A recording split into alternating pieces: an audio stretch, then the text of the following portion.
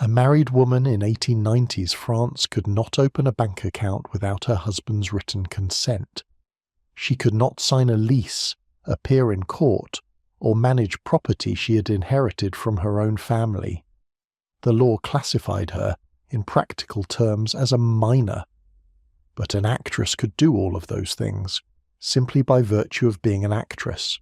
She could sign her own contracts, keep her own earnings, and live entirely alone. The stage didn't just make her famous, it made her legally free. Paris, 1895. The gas jets were already lit along the front of the stage, and outside 1,200 people were settling into their seats for the evening. Stay with this story. By the end, what it actually felt like to live inside that world, the gaslight and the grease paint, the dressing rooms and the wage books, the narrow slice of freedom these women built inside a city that had arranged almost everything else against them, will feel closer than you expected. The stage door swings open. The evening begins. Paris, 1890s, the theatrical capital of Europe, with more working stages per quarter mile than anywhere else on the continent, and an audience that treated a good premiere with the seriousness other cities reserved for matters of state. In the 1890s, Paris had a relationship with its theatres that had no real equivalent anywhere else in the world. London had its West End, Vienna had its opera houses, but Paris had something different, a density of dramatic life that felt less like an industry and more like a permanent condition of the city itself. Along the grand boulevards alone, that long curving stretch from the Madeleine to the République, more than a dozen major theatres operated within comfortable walking distance of one another. These weren't small rooms. They were built to hold 800, 1,000, 1,200 people every night of the week. Beyond them sat the café concerts and music halls, more modest in their premises but often remarkable in their pull, drawing enormous crowds into spaces that smelled of tobacco and warm light, and an audience that hadn't yet decided whether it was in the mood to be generous. On a busy Friday in November, somewhere in the neighbourhood of 20,000 Parisians might be seated in a theatre simultaneously. The city's newspaper culture was built around this fact. Critics were read the morning after a premiere the way election results are read now, with the same combination of genuine curiosity and willingness to be furious. Playwrights were public figures. The names of the great actresses were known to people who had never once bought a ticket. Theatre wasn't entertainment in the modern sense of the word. It was the centre of Parisian public life. The audiences who filled those seats were themselves a kind of performance. Theatre-going in 1890s, Paris was a social ritual with a grammar of its own, as legible to those who knew it as any other form of etiquette. The choice of which theatre to attend, on which evening, in which seat, all of it communicated something about the attendee's position, taste, and ambitions. The stalls of a major boulevard theatre held the prosperous bourgeoisie, the professional classes, the industrialists' wives in their Worth gowns. The private boxes held those wealthy enough to wish to be observed watching as much as to watch. The upper gallery held students, clerks, and the curious poor who had saved a portion of their weekly wages for the experience and arrived already prepared to be moved. A married woman of the middle and upper bourgeoisie did not attend the theatre alone. She came with her husband, or with a party. The composition of that party, the box or seat chosen, the theatre selected, all of it was understood within the social grammar of Parisian life as a statement about position. An evening at the Comedie-Francaise was one kind of statement. An evening at the Folies Bergere was a quite different one. The same woman might, in theory, attend both, but not without understanding that the second required a different degree of care about who might see her there. Social position in Belle Epoque Paris was maintained through choices like this, hundreds of them, in the course of a single week. There is something in that legal paradox, the freest women in France, officially the most condemned, that I keep returning to. If it stays with you too, or if another detail from this world surprised you, leave it below, and tell me where you are and what the hour is. A subscription brings the next story to you directly. The gas jets are still warm, and the stage door is open. Let's go back. The physical environment of a major Parisian theatre was designed to ensure that everyone who entered understood they were somewhere that mattered. The foyer was an event in itself. Marble floors, gilded mirrors, gas chandeliers casting amber light that was flattering to complexion and gown alike. The auditorium was warm from the jets and warmer still from a full house, and it had a smell entirely its own.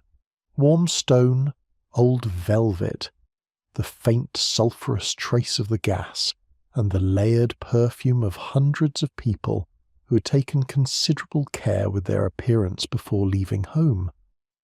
The gas jet couldn't be dimmed gradually without the risk of extinction, and it produced heat in quantity. A full house under gas illumination was warm in a way that modern air-managed theatres are not.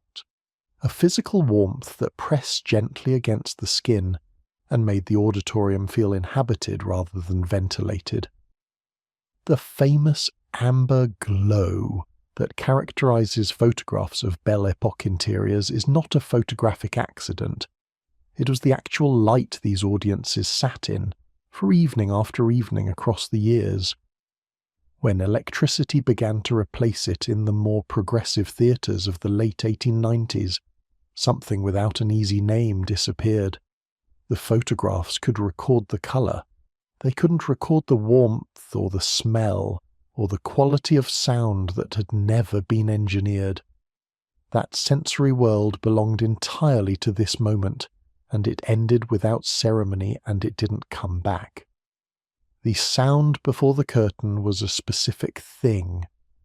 1,200 conversations merging into a low, continuous roar, punctuated by the scrape of a chair, the sharp note of a woman's laugh somewhere in the upper gallery.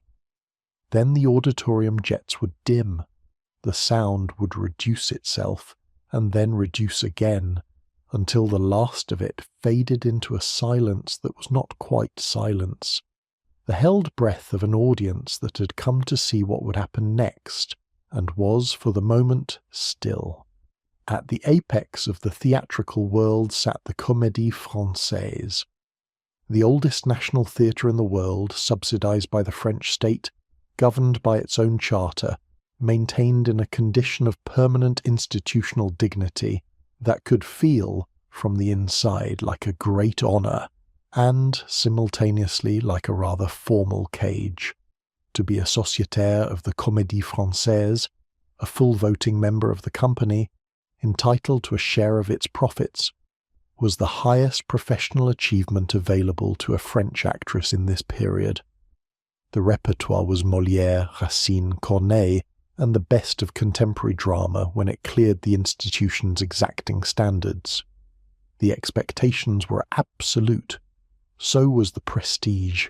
Below the Comedie-Francaise, though not beneath it in energy or loyalty, sat the private Boulevard theatres, the Gymnase, the Vaudeville, the Porte Saint-Martin, the Renaissance.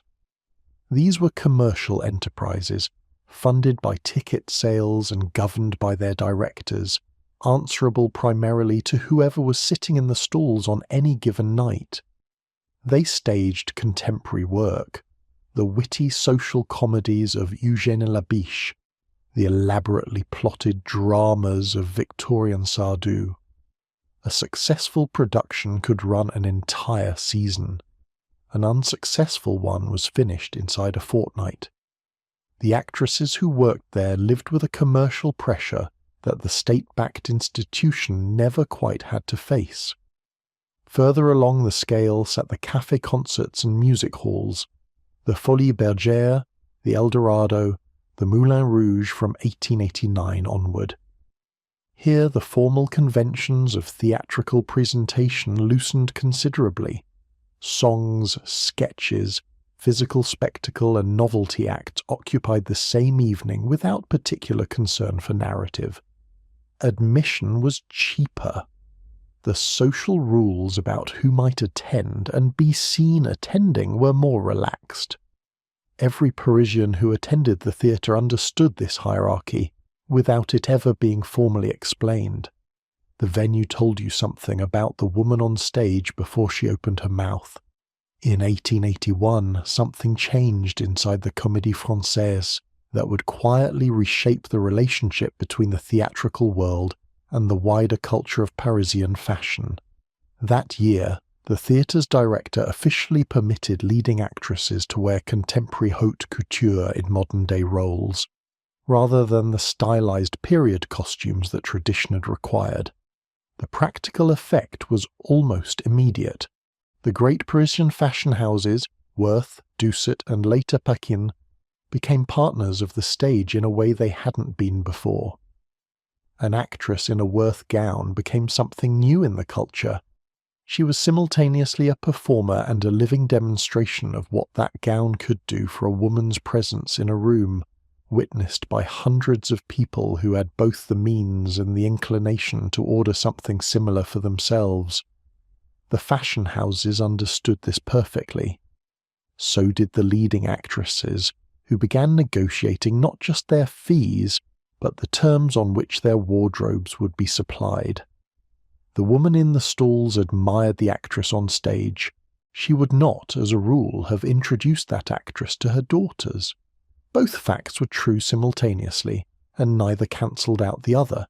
It was, though no one called it this at the time, the birth of celebrity fashion partnership, quiet, completely unannounced, and entirely effective. The woman on that stage occupied a paradox that her world had constructed with the same care it brought to everything else it arranged. She was the most scrutinized woman in Paris and in certain specific ways the freest. She was celebrated in the press and condemned from the pulpit. She was invited to dine with presidents and refused burial in consecrated ground. The Catholic Church in France maintained the official view that theatrical performance was, by its nature, a morally compromised profession, that to perform for the public, to embody characters other than oneself for the entertainment of strangers, was incompatible with the modest and self-contained life the Church considered appropriate for women. An actress who had not publicly renounced her profession could be refused Christian burial. The position had not formally softened by the 1890s, though it was applied with considerable inconsistency in practice. Those whose social connections made the strict interpretation inconvenient were often accommodated with quiet flexibility. But the position remained. It sat underneath the glittering surface of the theatrical world like something cold and unspoken, a reminder that the freedom these women had found came at a social cost that the women in the front boxes, with their respectability and their legal dependency and their husbands' signatures on all their documents, did not pay. The Parisian theatre audience of the 1890s was not passive. It was a participant. The people who filled those seats came with opinions already formed and were prepared to revise them loudly. A first-night audience at a major Boulevard premiere was considered by playwrights and directors to be one of the most demanding in the world, not because they were hostile necessarily, but because they were honest. A Parisian audience's approval was not politely distributed in advance. It was earned in the room, and the response came immediately. There was a particular quality of silence that experienced performers could read from the stage. Not the silence of boredom. That had its own weight, its own particular absence of expectation. What a skilled actress listened for was something different. the held stillness of an audience that had stopped thinking about itself and had, without deciding to, become absorbed in what was happening in front of them. That silence meant the performance had worked. It was the only reliable measure, and it was available for exactly as long as the play was running. A full house giving that silence was worth more, to an actress who knew what she was hearing, than any number of curtain calls. The stage door was the line between the two realities. On one side, the finished performance, lit, arranged, composed for maximum effect, the amber auditorium, the gown under the gas jets, the voice that reached the gallery without apparent effort. On the other side, everything that made it possible, the labour, the hierarchy, the smell of grease paint and cold stone in the corridor, the specific weight of a working life lived inside an art that could discard her the moment youth left her face. The audience who filled those seats 3 or 4 evenings a week, who read the reviews the next morning, who argued about the actresses the way people now argue about athletes, had almost no idea what it had taken to put the woman they admired onto the stage in the first place. They saw the finished surface. They saw the gown, the composed face, the voice that reached the back of the gallery without apparent effort. They didn't see the years of training that preceded it. They didn't see the hierarchy of the company, which was as fixed and as consequential as any professional structure in Paris. And they didn't see the economics, the wage books, the costume costs, the difference between what a star commanded and what the women behind her earned. A handful of writers and early feminist journalists noted the central irony directly, that the freest women in France were also, officially, among the most condemned. That the woman on stage who could sign her own name to a contract and keep every franc she earned was simultaneously the woman who could not sign her name to a church register without consequence. They noted it. The observation didn't change anything. The arrangement was too convenient for too many people to be revised by argument alone. What struck those observers most was not the injustice. The injustice was obvious to anyone who looked, but the composure with which these women inhabited it. There was no public complaint. There was no organized demand. There was instead the work, the preparation in the dressing room, the performance on the stage, the review in the morning press, and then the preparation again, a cycle that ran 7 evenings a week across seasons that lasted for months, and that repeated itself year after year, for as long as the voice held and the face retained the quality the audience had come to expect. The composure was not resignation. It was professional, and it was chosen, and it was, in its way, its own form of authority. The stage door stayed open. Every evening in every theatre across those 12-odd blocks of the Grand Boulevards, it swung open at a specific hour and admitted a specific woman who was, on the other side of it, known by name to people she'd never met. That door separated 2 versions of the same person. The private woman who had her own rooms, her own earnings, her own morning habits, and her own silence. From the public figure who carried the weight of everything an audience required of her the moment she walked into the light. Managing that distance, across an entire career, required something for which the Conservatoire had no curriculum, and the Boulevard theatres offered no preparation. It was learned, as most durable things are, by doing it in front of people until it became second nature. The theatre of Belle Epoque Paris was, in this sense, 2 places at once.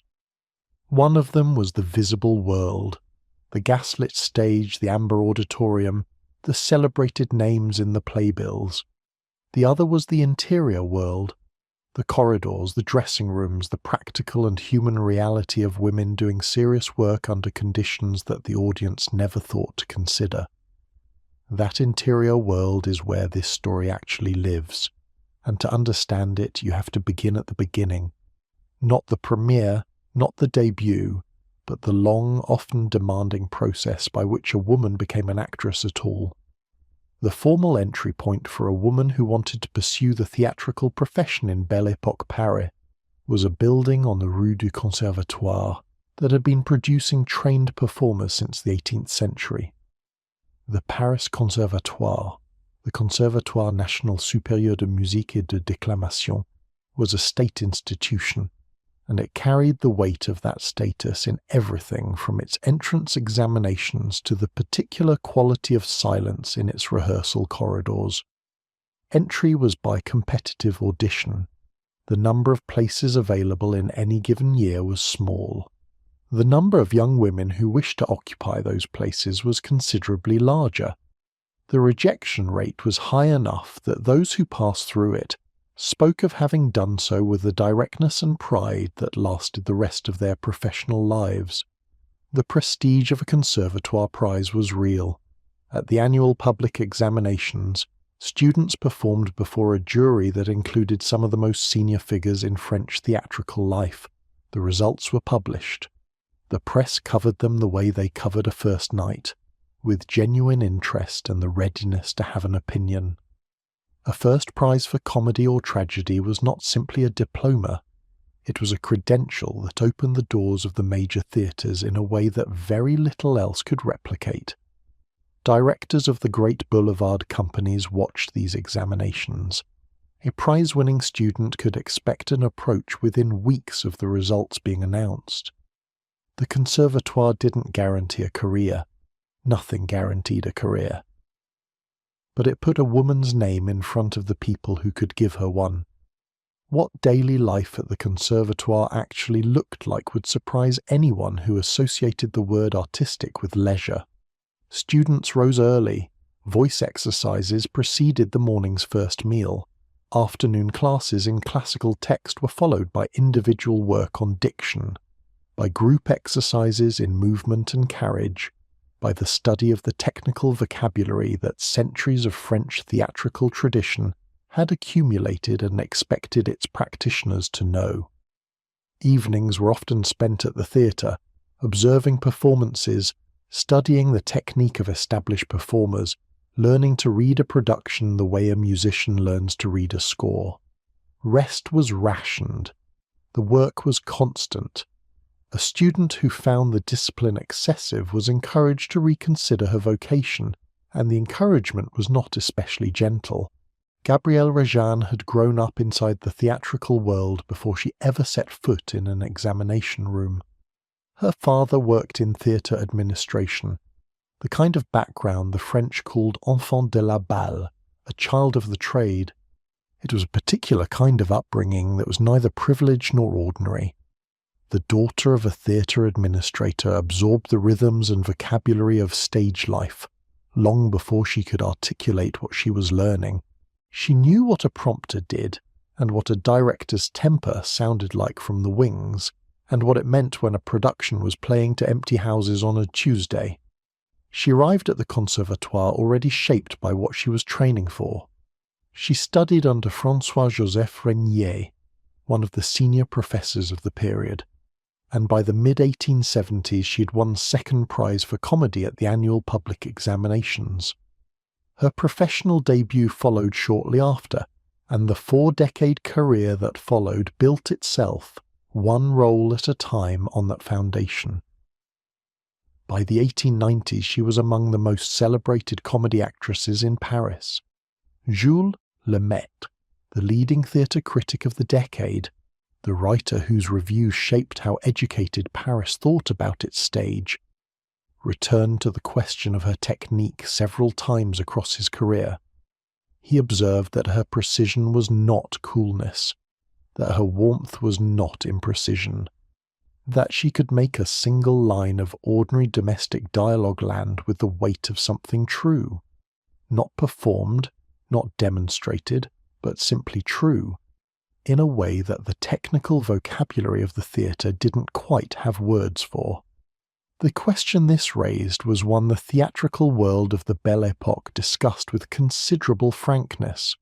What exactly could the Conservatoire produce, and what could it not? There were actresses who had passed through the institution with distinction and never amounted to very much on the stage, and there were women who had learned entirely outside it and commanded the most demanding roles in Paris for decades.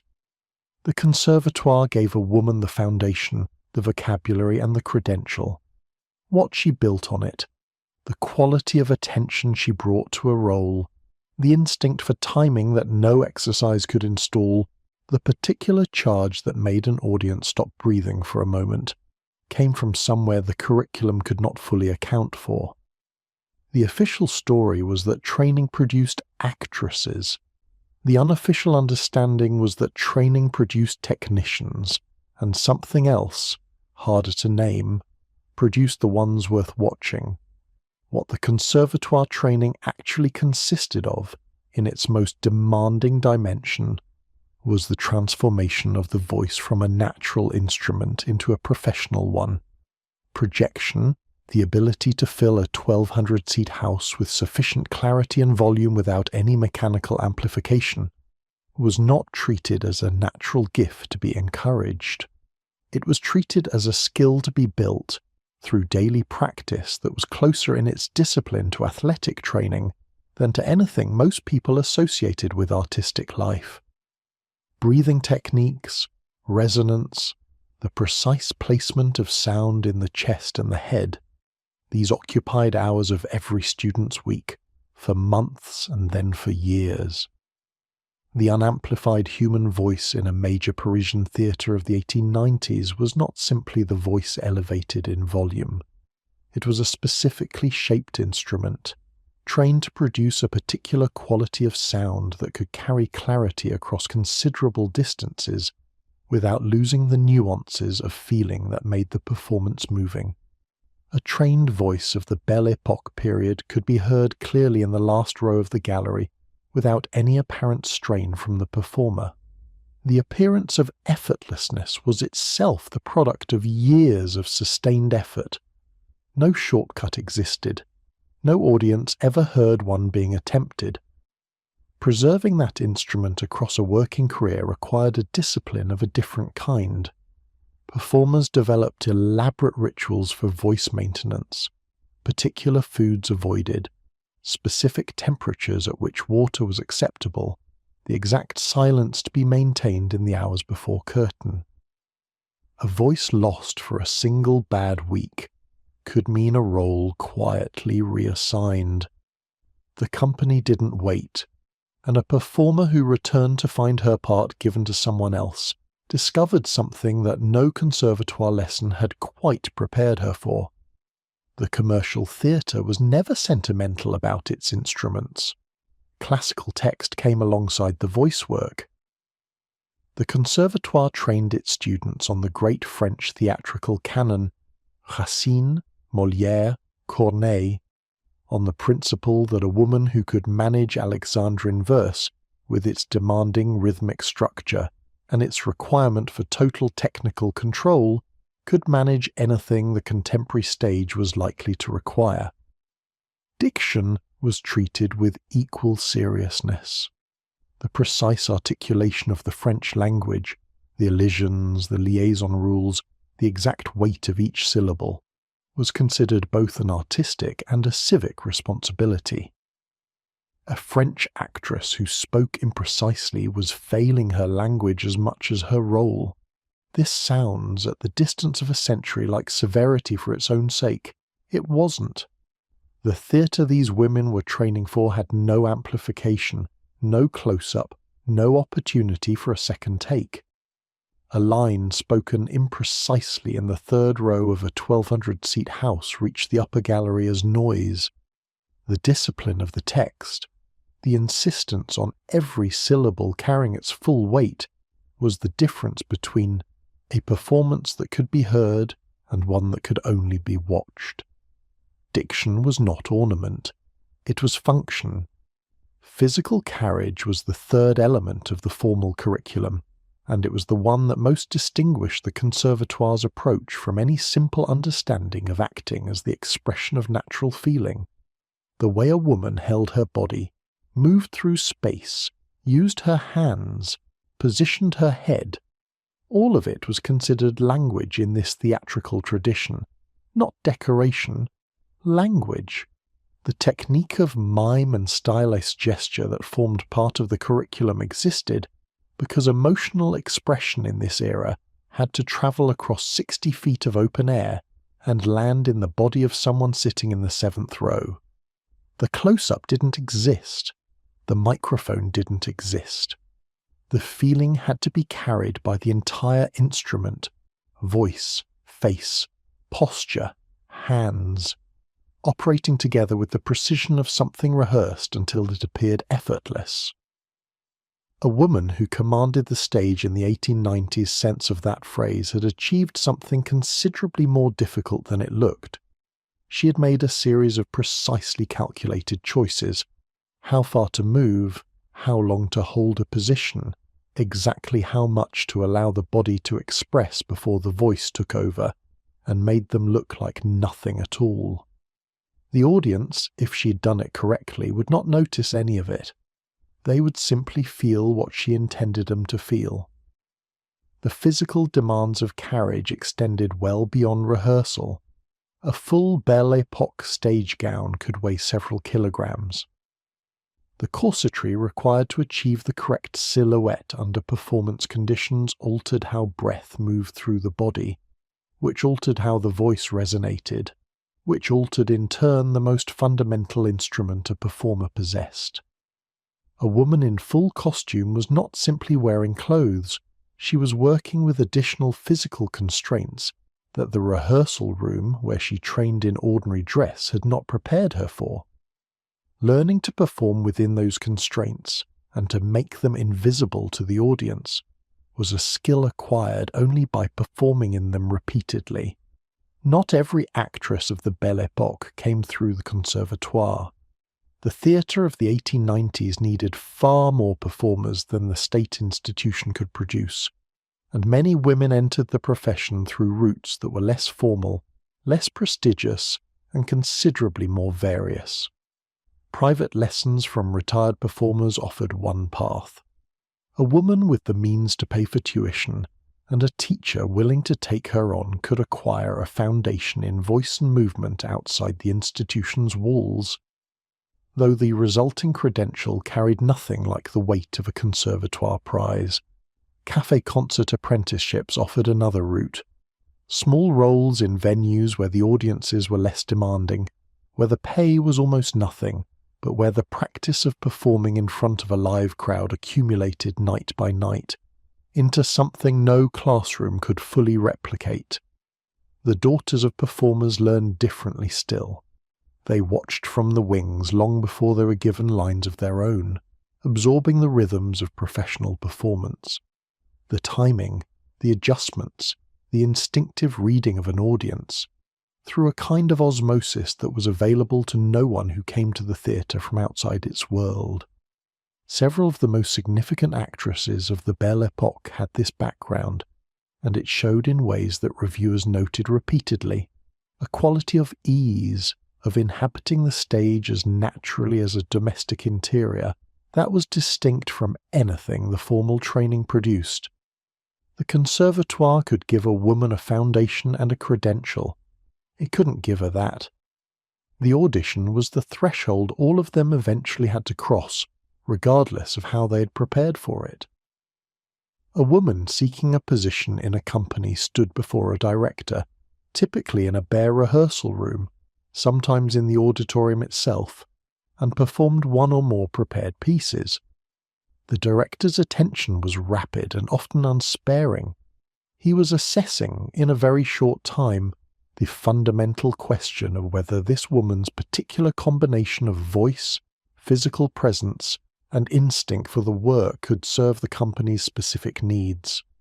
The artistry could come later, in the career, if it came at all. The decision was frequently made within minutes. The standards were not abstract, they were extremely practical. Would this woman fill her designated place in the hierarchy? Would she serve the productions the company was planning? Could she be relied upon to perform 7 nights a week without the voice giving way? Could she take direction adapt to the existing company's rhythms, and arrive every evening ready to do the work regardless of what the previous 24 hours had contained. What the audition tested was something more fundamental than talent, the raw material of a working professional. And the judgment once formed was rarely reversed. Rejection at audition carried its own particular weight. A woman who had spent 3 years at the Conservatoire, who had won a prize and carried the credential into the room, could still be declined in a single unsparing afternoon. The director's assessment was not an invitation to argue. There was no feedback, no revision process, no second reading scheduled for next month. The door closed and remained closed, or it opened narrowly onto whatever place in the hierarchy the director had decided she could fill. Both outcomes were delivered with the same professional economy. Both were final. That hierarchy, the system of role types that organized every company's female performers, was established before any individual woman arrived, and it would shape her professional life in ways that were largely beyond her control. The categories were refined across 2 centuries of French theatrical practice: the ingénue, young and innocent; the soubrette, witty and practical; the maidservant roles; the première amoureuse; the romantic lead; and the grande dame, the woman of authority and weight. A woman's physical type, her voice, the first impression she created in audition, all of it determined which category she would occupy. And once assigned, the category was extremely difficult to escape. The ingénue who aged out of ingénue roles faced a professional crisis that the system offered almost no mechanism for managing gracefully. There was no formal acknowledgement that this was coming, no provision for the transition. The category simply began to close, role by role, as the years passed, and the woman inside it had to find her own way to something else, or not find it, and accept the narrowing of what was available to her. Most of what the theatrical profession had to say about the passage of time was contained in that structure. The roles narrowed. The hierarchy held its shape. What the individual woman did inside those constraints was, ultimately, her own concern: youth. That was what the system ran on, ultimately at almost every level below the very top of the hierarchy. The ingénue had a working life of perhaps 15 years in that category if she was fortunate, before the roles that had sustained her began to close. The grande dame roles became available only to those who'd navigated the middle years with sufficient skill and reputation to survive long enough to reach them. The silent countdown began, for most women, on the day they left the Conservatoire or the café concert or their mother's wings, and walked out onto a stage for the first time as a professional. They didn't know it was running. No one told them. The profession kept its own time. She walked through the stage door anyway. Every evening, for as many evenings as the stage would have her, she walked through it. What she found on the other side was the dressing room, and the dressing room was where the transformation began. The dressing room was not one room. It was a hierarchy. In the major companies of Belle Epoque Paris, the Comedie-Francaise, the Vaudeville, the Gymnase, the Variété, the physical arrangement of backstage space encoded the company's social order in a way that every performer understood and no one was required to explain. The leading actress had a dressing room near the stage. She might have a cheval mirror, a vanity table with its own dedicated lighting, a sofa for the interval, a small brazier for warmth in the cold months. She had space. She had a lock on her door. The room communicated her position to anyone who set eyes on it, and the company ensured that the people who needed to understand her position could set eyes on it. The further from the stage, the smaller the room and the more women it contained. Chorus actresses shared dressing rooms of 12 or 15, sometimes more, in a space that would have been crowded with 4. Mirrors were negotiated in the time before curtain. The single gas jet, or in the newer theatres the single electric fixture, cast its light at an angle that was never quite right for the angle at which any particular woman needed to see herself. The physical conditions of preparation were, for most women in any given company, considerably less romantic than what an audience pictured when it imagined an actress at her dressing table. Moving from a shared room to a private one was among the most tangible marks of advancement the theatrical system offered. A woman who had spent 3 seasons dressing among 15 in a crowded upper corridor, and who arrived one autumn to find a small room of her own, understood immediately what that change signified. It was not comfort. The private room might be no warmer, and the mirror no better placed.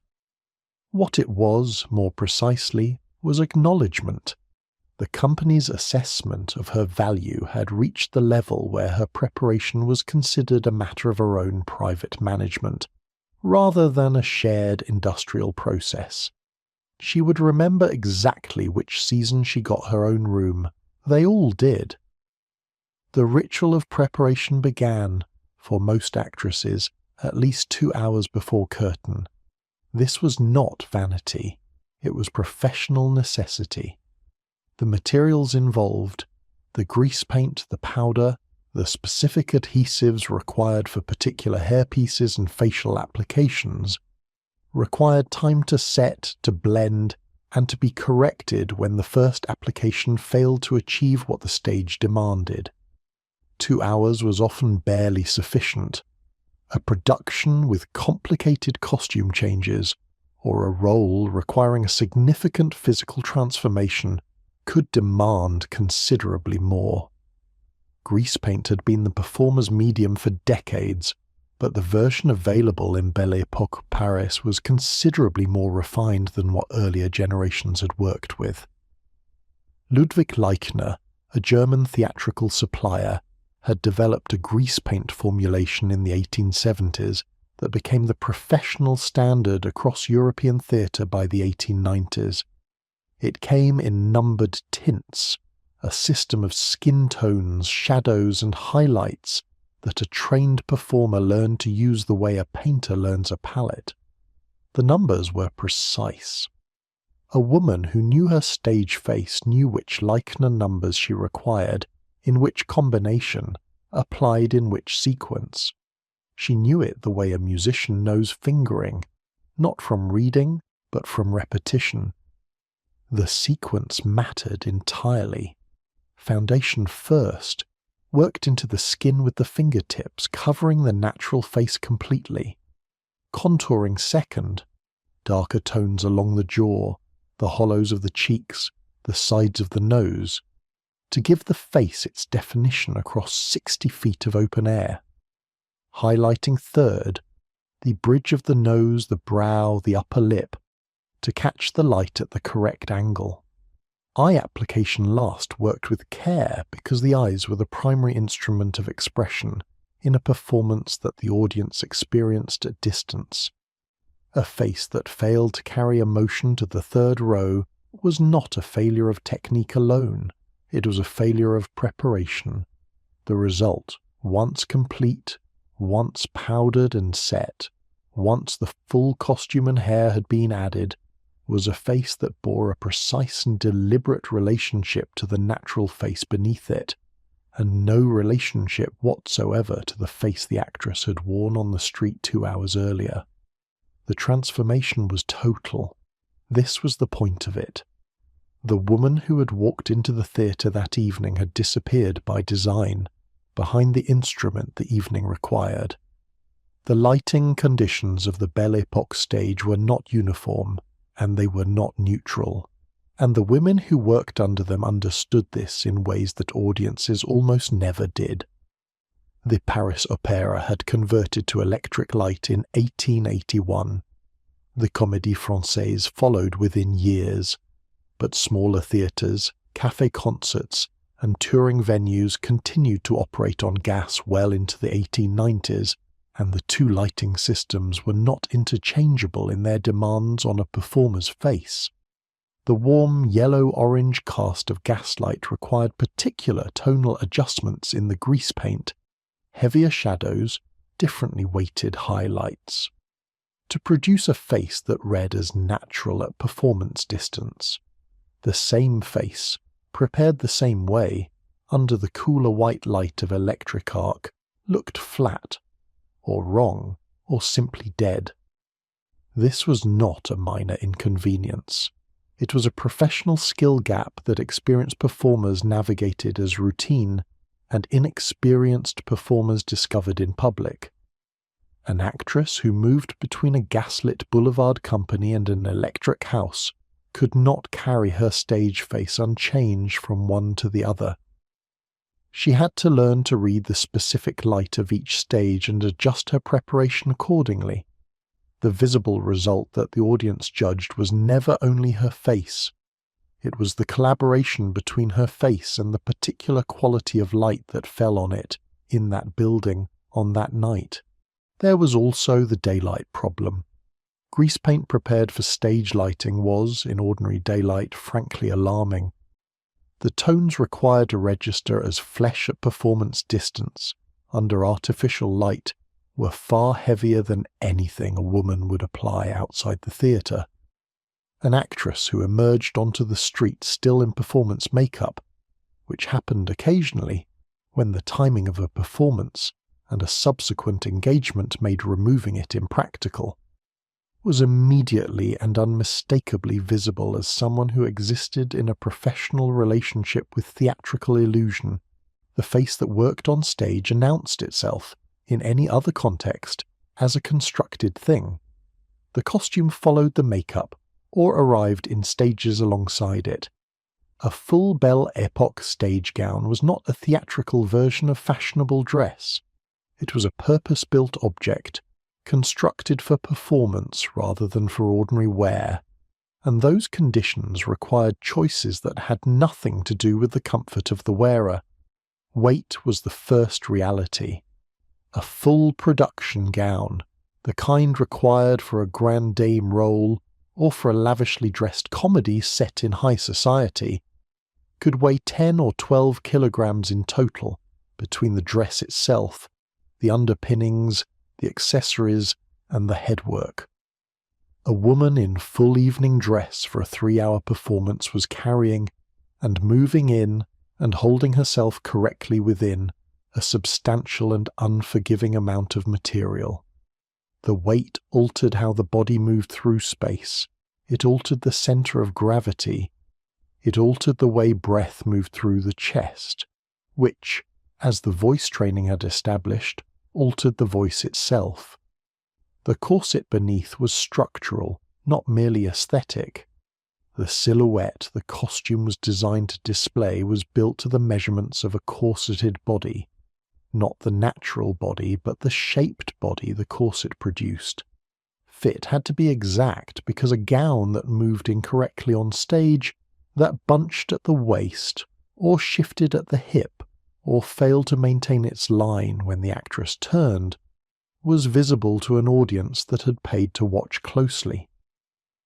The dresser who laced the corset knew this.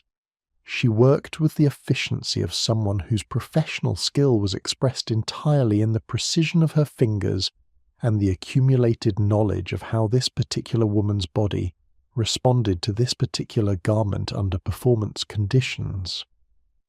The experience of performing inside a fully corseted, fully dressed stage costume was not something the training had specifically prepared anyone for. The rehearsal room, where students and company members spent their long preparatory hours, was conducted in ordinary dress. The specific physical challenge of managing full costume, of projecting correctly while the chest was constrained, of holding carriage while carrying 12 kilograms of material, of making the whole arrangement look effortless to an audience watching from 40 feet, was something learned only by doing it repeatedly until the body adjusted. The dresser herself was a figure the theatrical record largely ignored. She was not mentioned in reviews. She did not appear in the memoirs of actresses except occasionally in passing, as evidence of the actress's personal arrangements. She was, in the social categories of the period, adjacent to domestic service, though the work she did was specialist in a way that no ordinary domestic work was, and she knew it, and the performers who employed her knew it. What the dresser possessed was knowledge of a kind that could only be acquired through years of working in theatre.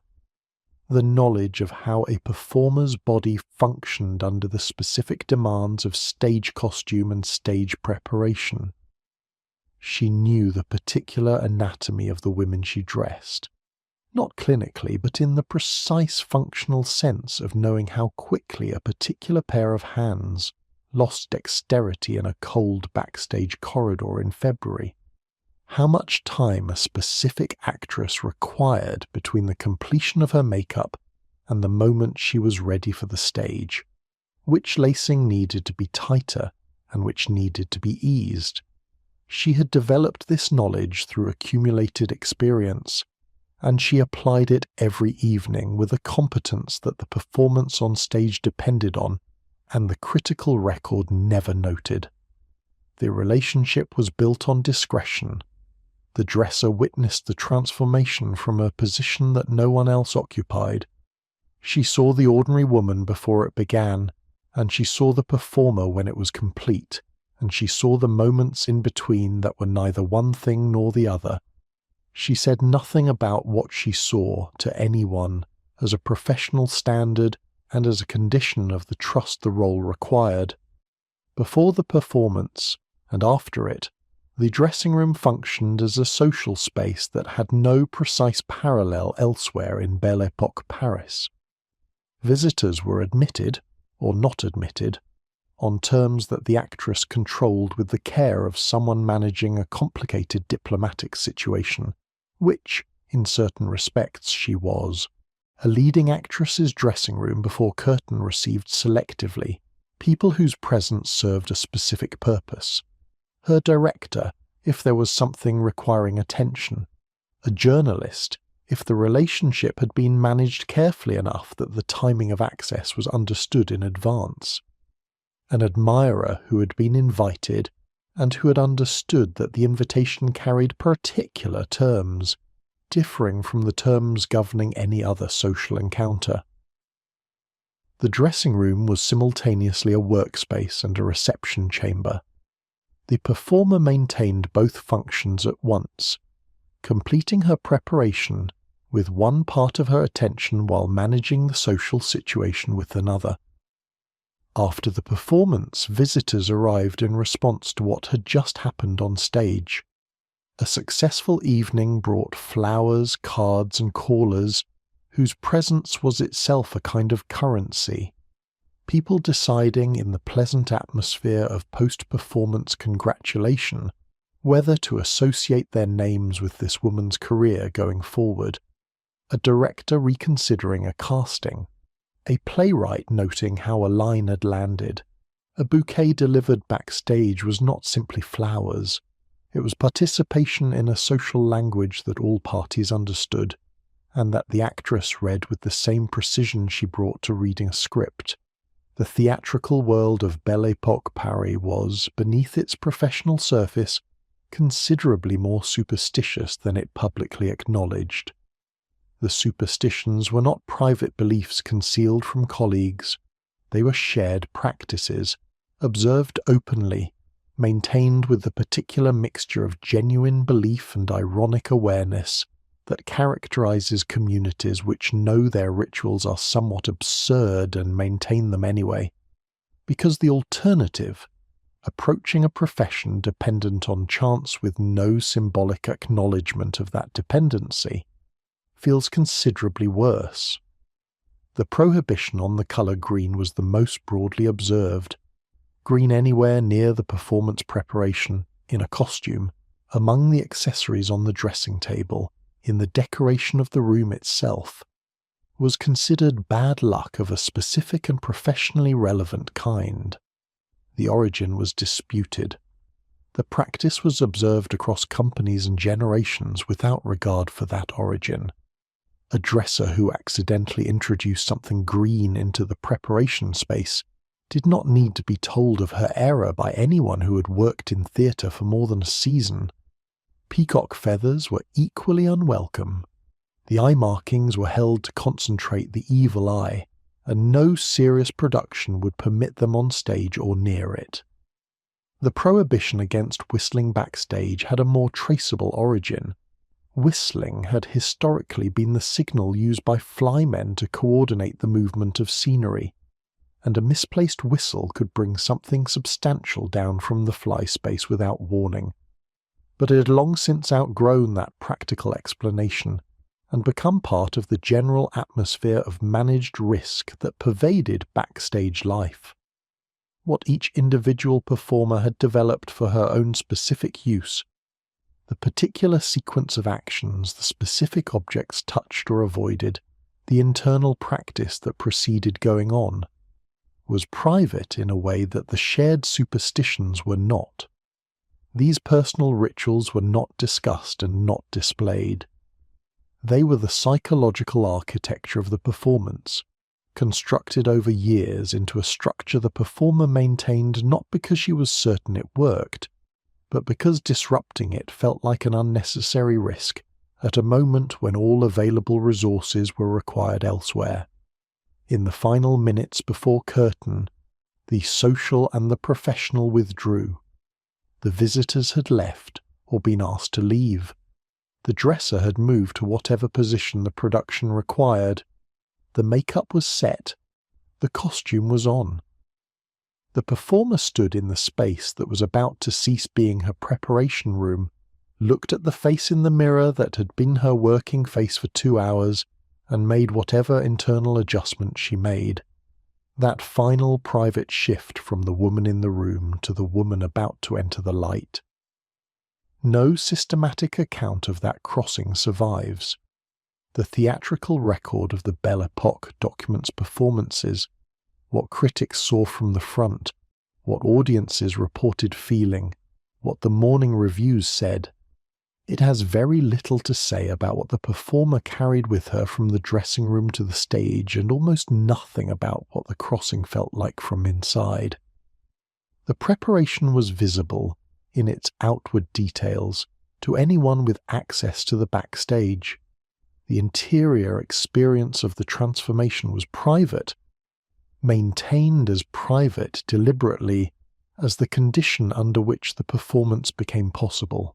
What remained in the dressing room when she left was the ordinary.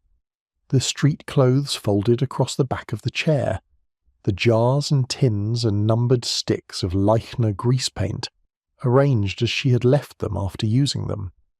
The particular quiet of a room that had been, for 2 hours, a site of concentrated purposeful activity, and was now simply waiting.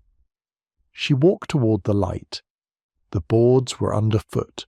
Somewhere ahead the audience had already settled, and the evening was moving through its own preparations. The conversations falling quiet, the programs being folded, the particular expectant silence that gathers just before the curtain rises and the fiction begins. The curtain rose, and on the other side of it, the house. The stage itself was a specific and demanding physical environment that bore little resemblance to the way it appeared from the auditorium. From the front of the house, a Belle Epoque stage in full production looked like a controlled, convincing replica of wherever the play required it to be. From the performer's position on it, it was a working space with its own heat, its own smell, and its own very particular relationship to light. Gas jets lined the stage floor, the footlights that gave the area its characteristic visual signature, the warm wash of yellowish light that rose from below and created the peculiar luminosity of a 19th century stage face. Additional jets mounted in the wings and above the playing area extended the illumination across the stage. The combined effect, at full production, generated substantial heat. An actress in a full costume working at the pace a demanding role required was performing in conditions considerably warmer than the temperature in the auditorium that the audience was experiencing. In winter, the contrast was dramatic. In summer, the temperature on stage during a long third act could become a physical challenge that no amount of training specifically addressed. The smell of the gaslit stage was its own thing, a combination of the gas itself, the size painted on the scenery flats, the particular sawdust on the stage floor in some companies, the accumulated warmth of a building that had been heating up for hours before the curtain rose. Performers who worked through the gaslit period and into the electric era sometimes remarked in later years that the transition changed the atmosphere of the theatre in ways they had not anticipated, not better or worse necessarily, but different in kind. The smell of gas had been part of the experience in a way that was only understood by its absence. The footlights created an additional challenge that required its own specific technical response. Light rising from below threw shadows upward on the face in a way that no other light source does in ordinary life. Eyes that receive light only from above, the natural condition of human experience, are shadowed from below. Eyes receiving light only from below looked wrong, dramatically, in a way that theatrical tradition associated with villainy and menace because of how genuinely unsettling the effect was. Managing the relationship between the footlights and the face, learning to use the combination of preparation, makeup and head positioning to ensure that the face read correctly under the specific light of this particular stage, was a technical skill that existed nowhere else and transferred to nowhere else. The audience that filled the house was not the audience that later generations of theatre would become accustomed to imagining. Belle Epoque theatrical audiences in Paris were, by later standards, considerably less quiet. The first night of a significant production was a social event as much as a theatrical one. People arrived to be seen, to comment, to discuss with their companions what was happening on stage as it happened. The relationship between performer and audience was more openly reciprocal than would later become the norm. The house did not pretend that nothing was happening in front of it, and the performer did not pretend that the house was not there. Applause during scenes, not merely at their conclusions, was accepted practice for moments that particularly pleased. A line delivered with exceptional skill could bring a response from the house while the scene continued around it. A leading actress who had established a particular audience following could expect, and did expect, to be greeted on her first entrance by a response that acknowledged her presence before she had spoken a word. The entrance round was a recognized theatrical event. Its absence, on a night when the audience was cold or difficult, communicated something that all experienced performers understood immediately without needing to be told. The relationship between an audience and a production shifted across the run. A first-night audience was alert, critical, frequently composed of people with professional or social reasons to be there and opinions ready to be formed. By the third week, assuming the production was holding, the house contained a different mix. People who'd chosen to come based on recommendation, returning attendees who had brought others, the specific constituency that a successful production builds as it settles. A performer who had played a role for 3 weeks had a different instrument under her hands than the one she had held on the opening night. Both were real performances, neither was the definitive one. The 1880s and 1890s were decades of significant and sometimes contentious change in what theatrical performance was expected to look like. The tradition in which the Conservatoire trained its students, the classical declamatory style inherited from centuries of French theatrical practice, where the voice carried the primary burden of expression and physical gesture followed codified conventions, was being challenged from the mid-1880s onward by a movement that demanded something fundamentally different. Naturalism, the theatrical application of the principles that Émile Zola had articulated in his literary and critical writing, and that André Antoine was implementing at his Théâtre Libre from 1887, insisted that performance should show how people actually behaved, rather than how theatrical convention had determined that characters should behave. The fourth wall, the convention by which actors acknowledged, through their staging and address, the presence of the audience, was to be replaced by the fiction of complete observed reality. Actors turned their backs on the house when the scene required it. They spoke at normal conversational volume, they moved through the space according to the logic of the fictional environment, rather than according to the requirements of sightlines and projection. For performers trained in the older tradition, this was a significant adjustment. The skills they had spent years developing, the projection, the precise carriage, the trained management of the voice across a large house, had been built for a theatre that made different demands. Some found the transition uncomfortable. Others, particularly younger performers who had come of age precisely when the debate was most active, found that the new approach gave them permissions the older tradition had not granted. Rejane characteristically occupied neither extreme. She was not a naturalist performer in any strict sense, but her ability to make a line of dialogue register as genuinely felt rather than theatrically produced was precisely the quality that naturalist critics recognized and repeatedly praised in their accounts of her work.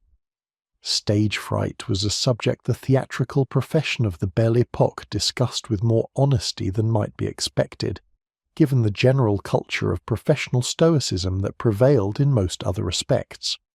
The experience was effectively universal, not in the sense that every performer felt it identically, but in the sense that no performer of significant experience claimed to be entirely immune to some version of it. What the accounts describe is not uniform. Some performers reported a specific physical response, elevated heart rate, unsteady hands, the particular feeling of the unreality that preceded a first entrance, as something experienced briefly and then resolved entirely once they were on stage. Others described it as something that accompanied the entire performance, managed rather than resolved, a persistent awareness of consequence that never fully released until the curtain came down. A small number found that it intensified, rather than diminished, with experience, that the longer the career, the more precisely the performer understood what could go wrong, and the more specifically she feared it. The professional response to stage fright was, largely, to treat it as a condition of the work rather than a problem requiring solution. It was not in most accounts something that prevented performance. It was something performed alongside, managed, channeled, and, in some formulations, used. The particular heightened state that preceded going on was described by several performers as the source of an energy the performance required and could not produce without it. Without it, the performance was flat. With it, managed correctly, something became available that no amount of careful rehearsal had produced. A leading actress in a major company exercised a degree of control over her stage environment that the billing acknowledged and the rehearsal process confirmed. The conventions of staging in this period allocated significant authority to the senior performer, not exclusively and not without negotiation, but in ways that shaped how the production appeared from the front of the house in every scene. Position was the primary instrument.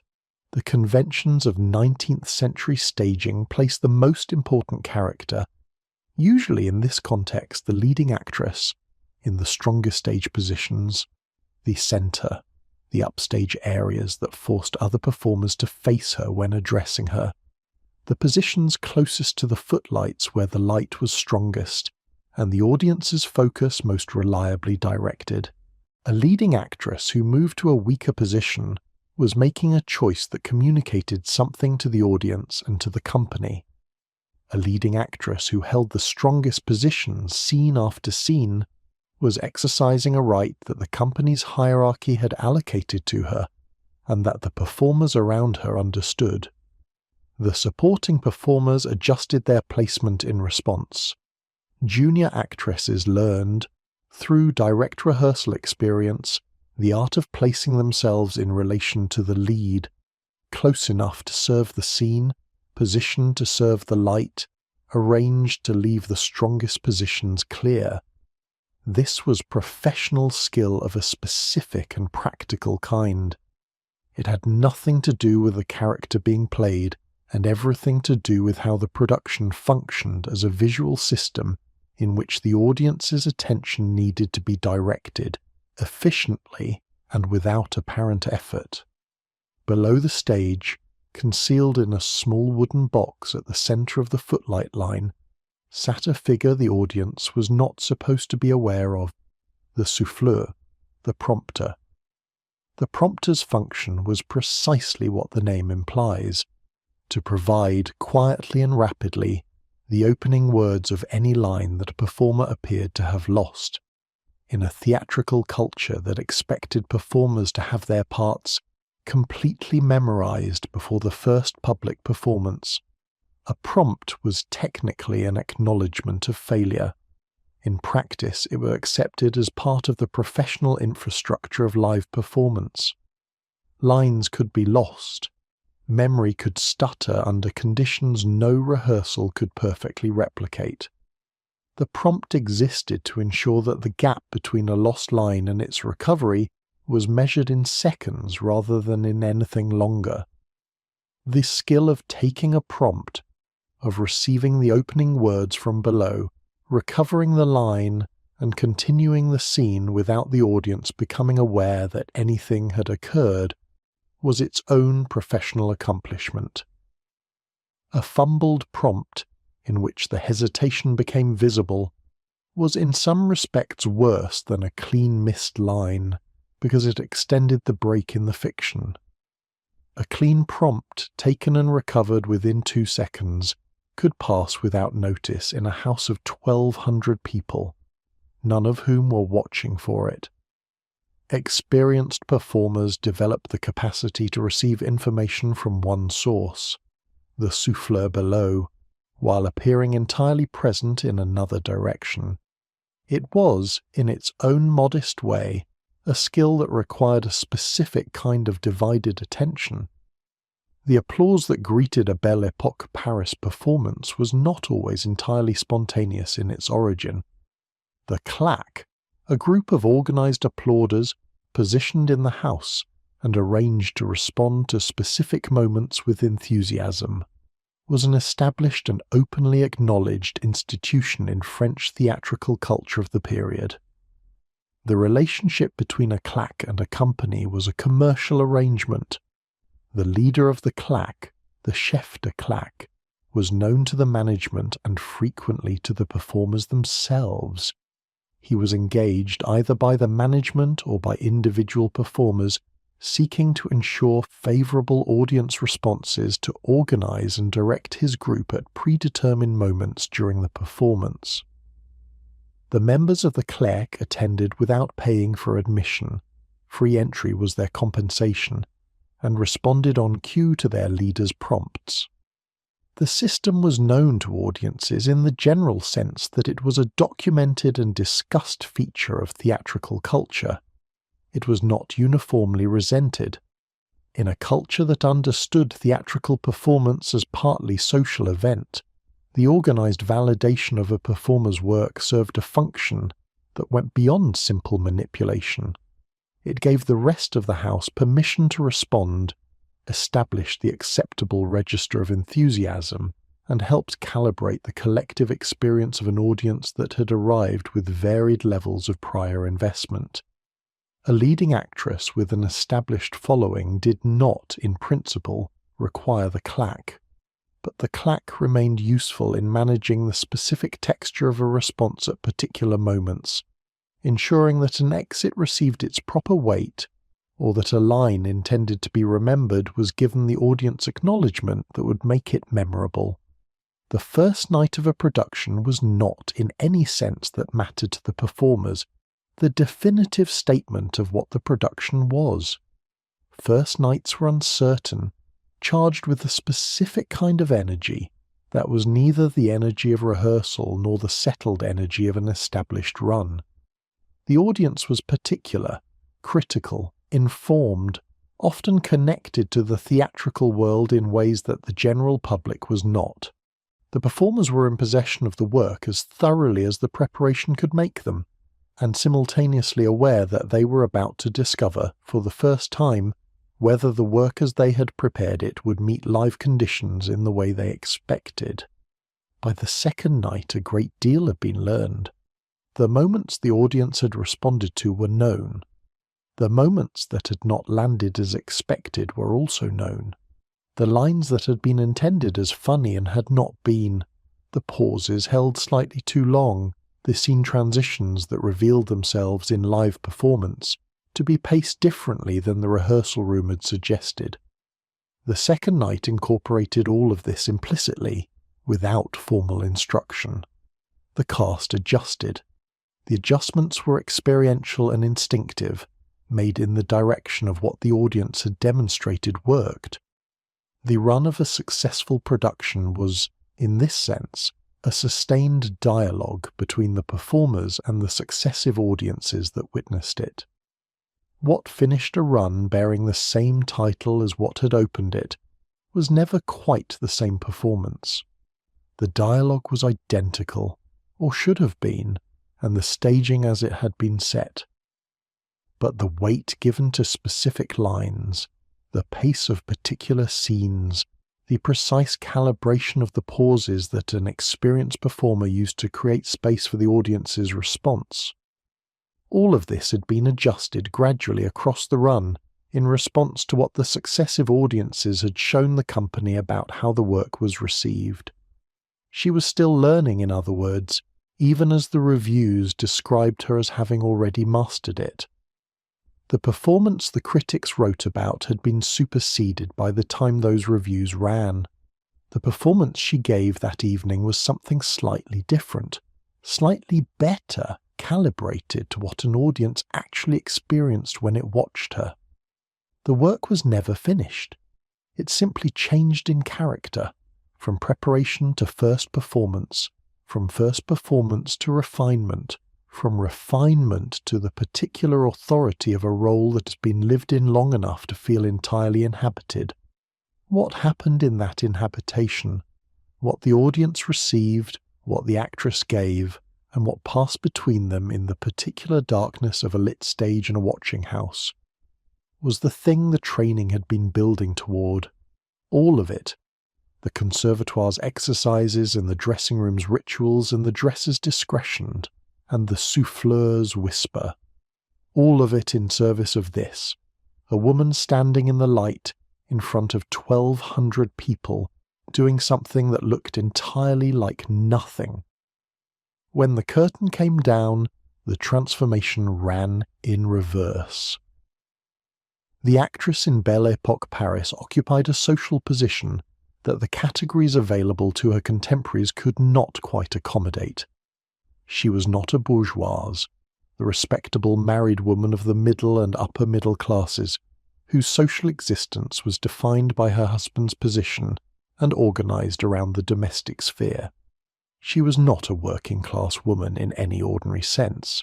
Her work was skilled, her income, when she succeeded, substantially above what most women could expect to earn, and the world in which she operated was the world of the Boulevard and the press and the celebrity photograph. She was not a courtesan, though the social imagination of the period frequently conflated the two categories in ways that performers found either useful or insufferable, depending on circumstances and temperament. What she was, more precisely, was a woman who had chosen a profession, and in doing so had stepped outside the social arrangements that the period had designed for women of her class. The choice was not trivially made. A woman who pursued the stage in the 1890s accepted, as part of the bargain, that she was placing herself in a social category that had no clear rules, no established protocols, and no guarantee of the respectability that her female contemporaries spent their social lives cultivating and protecting. Some made that choice deliberately, understanding fully what it meant. Others discovered its implications gradually, as the career accumulated and the social world responded to what she was doing in ways she had not fully anticipated. The theatre paradoxically offered something that the bourgeois world did not, a form of female independence that was real rather than merely symbolic. An unmarried actress was, legally, a woman with full property rights, the right to sign contracts, to own what she earned, to make decisions about her professional life without requiring a husband's consent. The price of that independence was the social standing that the bourgeois world offered married women. Whether the trade was worth making was a question each woman answered for herself. The theatrical profession contained in the Belle Epoque period a remarkably wide range of answers to it. The Napoleonic Code, which governed the legal lives of French women throughout the 19th century and well into the 20th, divided female legal existence into two categories: the unmarried woman, who held full legal personhood, and the married woman, who surrendered it. A married woman in Belle Epoque France could not sign a contract, open a bank account, or dispose of her earnings without her husband's written authorization. Her property, upon marriage, became subject to his management. Her professional income, if she had any, was legally his to direct. For an actress in an established career, marriage presented a specific and practical problem that had nothing to do with sentiment. To marry was, potentially, to surrender the ability to manage the professional life she had spent years building. A husband who declined to authorize a contract could prevent his wife from accepting an engagement. A husband who chose to manage her earnings could redirect them to purposes she had no legal means to contest. The law was explicit about this. Its application was a matter of the individual husband's character and intentions, a form of legal dependency that no contract with a theatre company could protect against. This explains in part the notable pattern of long-term professional partnerships conducted without marriage that characterized the lives of several significant actresses of the period. It was not always that love was absent, or that the social convention of marriage was objected to in principle. It was sometimes simply that the legal consequences of formalizing the arrangement were incompatible with the practical requirements of managing a career at the level these women were managing one. The law had arranged things in such a way that the professional independence available to an unmarried actress was, in the most literal legal sense, purchased by remaining unmarried. The material reality of an actress's daily life outside the theatre varied enormously, depending on her position in the company's hierarchy. A chorus actress earning very little lived in the kind of furnished rooms available at the lower end of the Paris rental market, adequate, functional, usually shared, rarely comfortable in the ways that the word suggested. She cooked her own food, or ate at the cheap establishments near the theatre that catered to performers on limited budgets. She managed the logistics of a daily life organized around rehearsal schedules and performance calls with the practical efficiency the job required, because the alternative was not managing them, and not managing them had consequences. A leading actress at the level of Rejane or Sarah Bernhardt lived very differently. The income of a top-tier performer in a major Paris company was substantial by the standards of the period. sufficient to maintain an apartment in a good arrondissement, to employ domestic staff, to dress in a manner that the social position of a famous actress required. The press wrote about where these women lived. Society called on them. The physical reality of their domestic existence was part of the public story of their careers, and they managed it with the same attention to image that they brought to everything else the career required. Between these extremes, the chorus actress in furnished rooms and the star in her arrondissement's apartment was the working reality of the majority. The ingénue in a company of modest reputation, the soubrette who had been working for 15 years and was known to the theatrical community without being famous outside it, the character actress who could be relied upon and was employed accordingly. These women inhabited the middle ground of theatrical life, neither the poverty of the struggling beginner nor the abundance of genuine celebrity. And the middle ground had its own textures and difficulties that the records, which tended to concentrate on the exceptional, did not preserve with particular care. The relationship between an actress and her director was not a relationship between equals, and it was not designed to be. The director held the authority to hire, to cast, to set the terms of the engagement, and to end the engagement when he chose.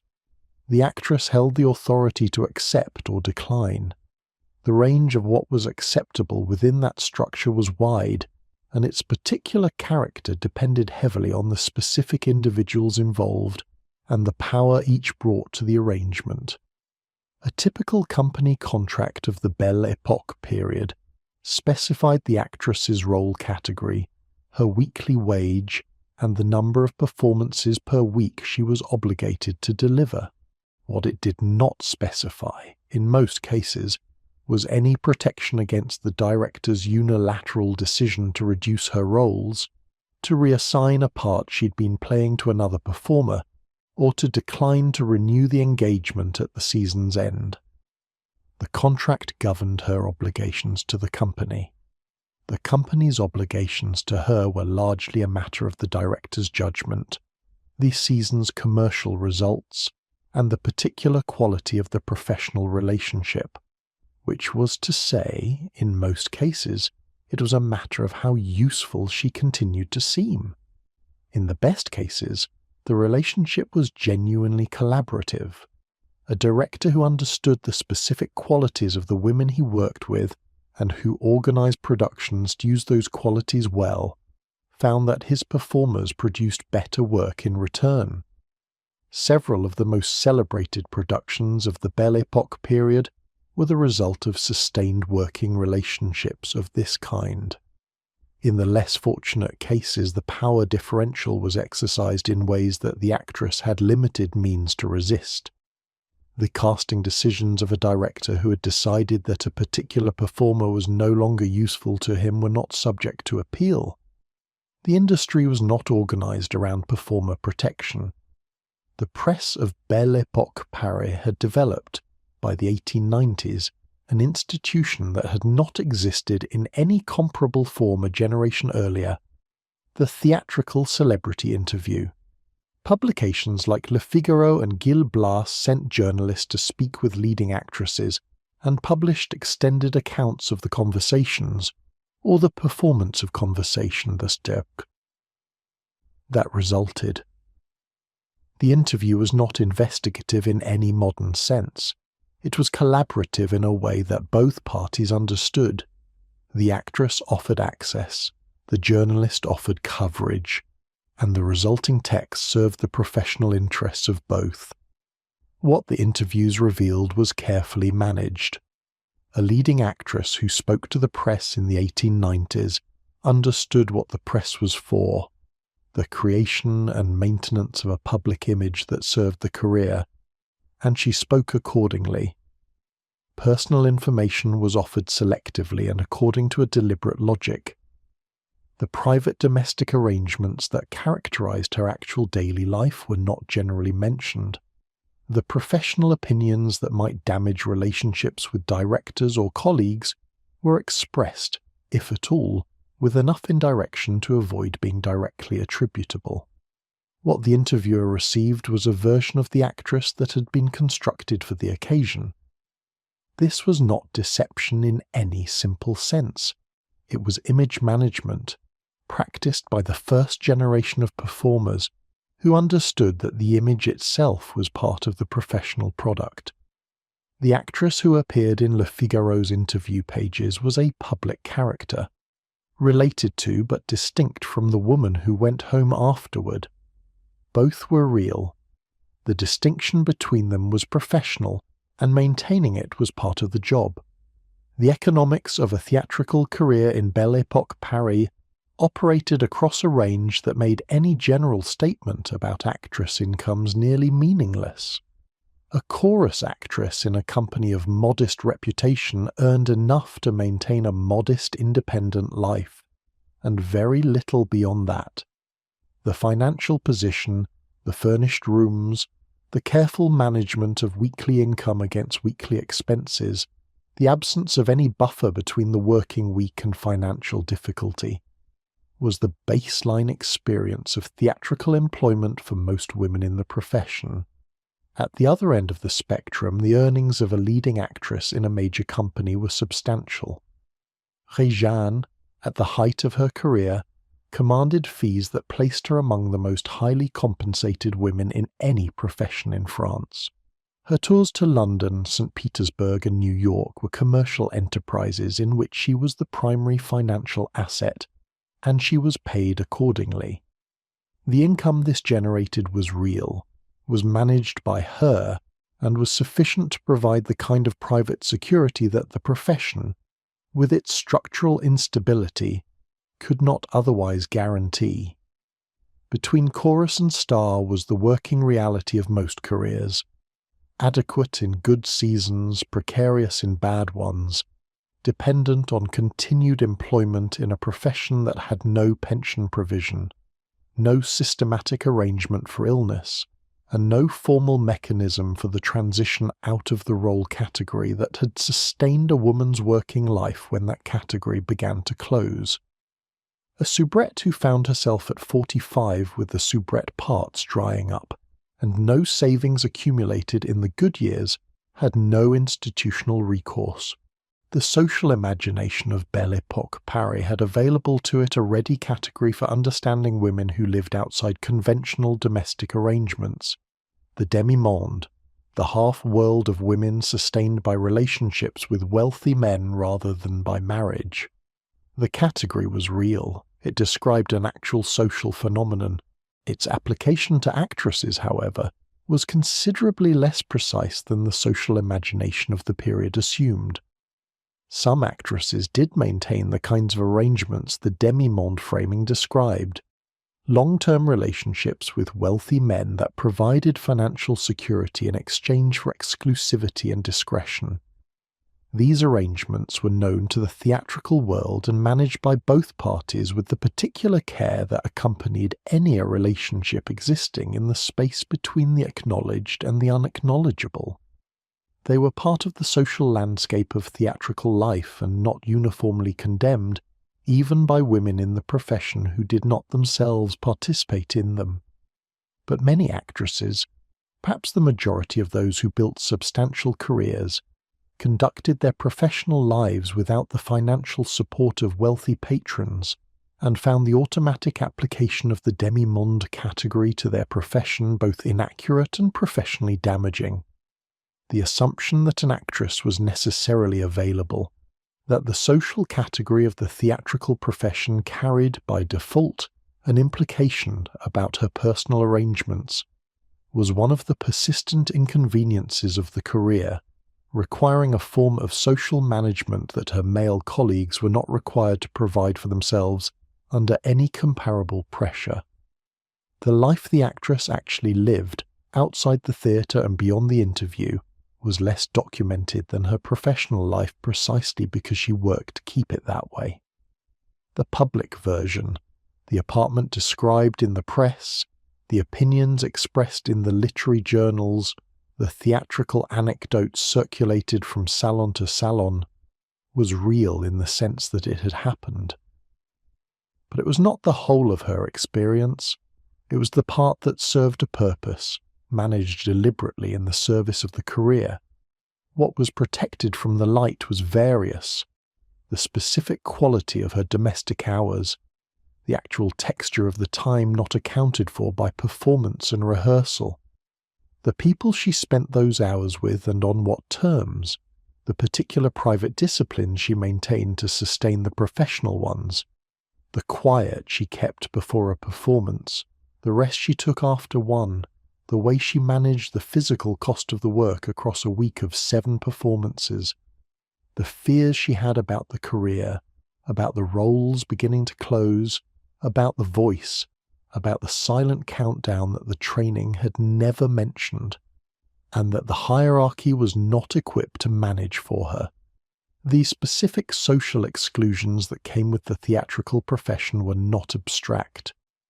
An actress, however celebrated on stage, could not be received in certain Parisian households, not because she was specifically known to be objectionable, but because the category itself carried a presumption of irregularity that the bourgeois household could not accommodate without social risk. The visiting card system, the elaborate protocol of calls and returns that organised social life for women of the middle and upper middle classes, was premised on the idea that the women exchanging cards inhabited the same social world, with shared assumptions about propriety and domestic arrangement. An actress inhabited a different world, and the card protocol had no formal provision for her. The illustrated press added a dimension to the management of public image that would have been entirely unfamiliar to actresses of a generation earlier. Carte de visite, small photographic portraits, standardized in format and produced in large quantities, had been popular since the 1860s. But by the 1890s, the mass-market illustrated publications were reproducing performers' images at a scale and distribution that reached audiences across France and beyond.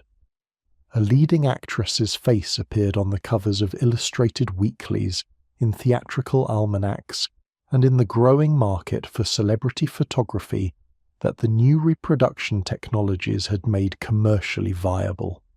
The image the audience received was not only the image on stage, it was the image on the page, distributed, circulated, and increasingly beyond her direct control. The logistics of managing a performing life while maintaining any kind of domestic one were considerable even in comfortable circumstances. A major Paris company performed 7 nights a week with occasional matinees. A leading actress in a demanding role left her apartment in the early afternoon for the voice work, the costume fittings, the hair appointments that accumulated around any production in its active run, and returned after midnight. The hours in between were accounted for. The hours outside them were what remained of a private life, and what remained was not always very much. None of this was visible from the front of the house. The audience received the performance and formed its impression from what it saw within the frame of the stage. That impression contained everything the actress intended it to contain, and nothing she had chosen to withhold. But outside the frame, in the world beyond the theatre's walls, something was happening that the work itself had not quite prepared her for. The name was travelling further than she was. The image was acquiring a life of its own. And the woman behind both was about to discover what it meant to become, in the fullest sense of the word, famous. Famous was not a simple word. It was a condition with a specific texture, different in the 1890s from what it would become even a decade later, and radically different from what a century of cinema and broadcasting has since made of it. But it was already in the Belle Epoque, recognizably itself, a state in which the image preceded the person, in which strangers felt they knew her, in which the space between the public character and the private one required constant active management. The photograph was the technology that made it possible. The carte de visite, the small standardized photographic portrait mounted on a card, had been in circulation since the 1850s, but the 1880s and 1890s brought new formats, new distribution channels, and new commercial scale to what had begun as a genteel curiosity. By the 1890s, picture postcards bearing the faces of leading actresses were being sold in the thousands by photographers, theatrical publishers, and the new commercial photographic studios that had established themselves in the major boulevards specifically to serve the market. A woman could purchase the face of her favourite actress at a shop near the theatre, carry it home, and have it in her possession indefinitely. A relationship with a performer's image that required no performance, no theatre, and no ticket. For the actress, the photograph was simultaneously a professional asset and control problem. A well-chosen photograph, properly circulated, extended her public presence into spaces and times that no live performance could reach. It kept her name in circulation between productions. It gave journalists and editors something to reproduce when they wrote about her. But the photograph also created a version of her face, a fixed, reproducible version, that existed independently of her and that she could not revise, retract, or qualify once it was in distribution. The face in the photograph was hers and not hers simultaneously, in a way that the face on stage, which she controlled night by night, was not. The illustrated press of Belle Epoque Paris had developed, by the 1890s, a specific interest in theatrical celebrity that earlier generations of publications had not quite had the technology or the commercial logic to pursue. The illustrated weeklies, publications like La Vie Parisienne, the Figaro Illustré, and the rapidly multiplying tabloid press of the 1890s, reproduced actresses' images alongside accounts of their performances, their opinions, their domestic arrangements, and their social activities. The coverage was not investigative. It was, in the main, promotional. A mutually beneficial arrangement in which the publication gained content that sold copies, and the performer gained visibility that served the career. What the illustrated press produced, across the decade, was a specific kind of public character, the famous actress as a recognized type, with attributes and associations that had become part of the shared cultural vocabulary of the period. Certain performers became shorthand for certain qualities: wit, elegance, emotional intensity, a particular kind of modern French femininity, in ways that exceeded anything their actual performances had established. The press version of a leading actress and the theatrical version were related but distinct. The press version was available everywhere and cost nothing. The theatrical version required an evening, a ticket, and a seat. The people who consumed the press version and felt on the basis of it that they knew the woman behind it were the first modern celebrity fans. The stage door, the entrance through which performers arrived and departed, and at which admirers gathered to see them in person, had existed as long as theatres had, but the scale and character of the gathering changed in the 1890s in ways that reflected the new media environment. Young women primarily, but also men of various ages and social positions, waited in the street outside major theatres at the close of performances to see, close up, the face they had seen in the photographs and the illustrated press.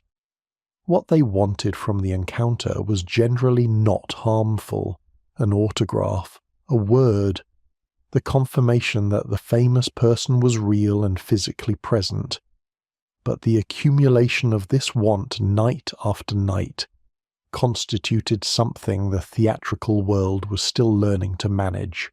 An actress who had reached the level of genuine public recognition found the stage door a professional obligation as much as an imposition. Managing it well, being visible enough to maintain the goodwill of the people who came to see her, without being so accessible that the encounter consumed time and attention the career could not afford to give, was a skill that had no formal instruction and was acquired entirely through experience. Some performers developed a particular gift for it. The ability to be present and gracious in the 2 or 3 minutes the encounter required, and to communicate through the precision of a departure that the encounter had a natural end. Others found the stage door an irreducible intrusion that they managed badly, with consequences for their public image. The actress's name had, by the 1890s, begun to appear in commercial contexts that earlier decades would not have recognized as having anything to do with theatrical performance. Perfumeries name their products after celebrated performers. Fashion houses associated their seasonal silhouettes with the public style of a leading actress. Hairdressers described particular arrangements as being worn by, or in the manner of, a currently fashionable theatrical name. The name itself had become a kind of commercial endorsement, an association of the product with the glamour and visibility that the performer represented, and the commercial world was beginning to understand that this association had monetary value, whether or not the actress had specifically authorized it. The most commercially significant performers were beginning, in this period, to negotiate these associations deliberately. A perfume bearing an actress's name could be licensed, with the performer receiving a payment for the use. A fashion endorsement could be managed as a professional agreement rather than simply observed as a social phenomenon. The machinery of celebrity commerce was being constructed, in the 1890s, out of the intersection of theatrical fame, new reproduction technologies, and a commercial culture that had identified the famous woman as a powerful vehicle for selling things. The actress who understood this, who saw the commercial dimension of her fame as a professional resource rather than an incidental feature, was in advance of most of her contemporaries and managing something that would not be clearly named for another generation. International fame was a different order of experience from Parisian celebrity. The major French actresses of the Belle Epoque toured, to London, to Brussels and Amsterdam, to the imperial capitals of St. Petersburg and Vienna, and, for those whose ambition and commercial arrangements reached that far, to New York and the American Eastern Seaboard. The tours were substantial commercial undertakings, contracted engagements in foreign theatres, travelling with a portion of the company, performing a repertoire of productions that had been proven in Paris and were now being offered to audiences who might not speak French, but who understood, from the press coverage that preceded the arrival of any major French performer, that they were witnessing something significant. The experience of performing in a language that the audience did not fully understand produced a specific and revealing form of theatrical knowledge. What an audience that could not follow the words responded to was everything else. The voice as a musical instrument, the physical presence, the quality of emotional communication that bypassed language and operated through something more fundamental. A French actress who could hold a non-French-speaking audience was operating at the most distilled level of her craft, expression stripped of the verbal dimension, dependent entirely on the non-linguistic instruments, timing, physical economy, the precise management of attention, that the Conservatoire had trained her to use. Rejane's London performances in the 1890s were reviewed in terms that described this quality directly, even if the critics did not entirely account for the technical means by which it was produced. The press of the period managed the relationships between leading actresses with a specific kind of interest that had no precedent in earlier theatrical culture, The constructed rivalry. Two performers of comparable stature working in overlapping territory were natural subjects for the kind of comparison that readers found engaging and publications found commercially useful. The comparison between Sarah Bernhardt and Rejane, the two most internationally celebrated French actresses of the Belle Epoque, was returned to repeatedly across the decade, in terms that positioned their differences as a stable contrast of types: Bernhardt the romantic tragedian, lyrical and elevated; Rejane the comic realist, precise and contemporary. The comparison was not without basis. The two women did occupy different theatrical territory, and the differences between them were real and artistically significant. But the press treatment of the contrast, the repeated framing, the same adjectives used in the same configurations, transformed what was a genuine artistic distinction into a narrative convenience that flattened both performers in the service of a story the public found easy to follow. The actress who became one half of a press-managed rivalry found that the narrative, once established, had its own momentum. Correcting it required either a conspicuous public gesture or the patient accumulation of work that gradually exceeded the frame. Most chose the work. The cost of fame was not paid in any single identifiable currency. It was paid in aggregate, in the erosion, gradual and not always noticed, until it had accumulated considerably, of the private space that the performing life required to sustain itself.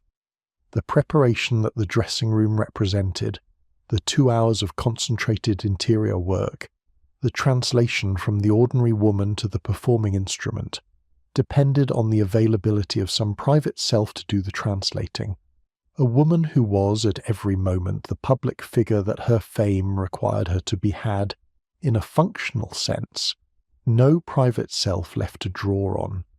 The performance that the audience received was continuous, and the instrument on which it was played could not sustain that continuously without cost. The cost was various and largely undocumented. It showed, sometimes, in the interviews, in the quality of guardedness that characterized the responses of performers who had been famous for long enough that the management of the public image had become entirely reflexive.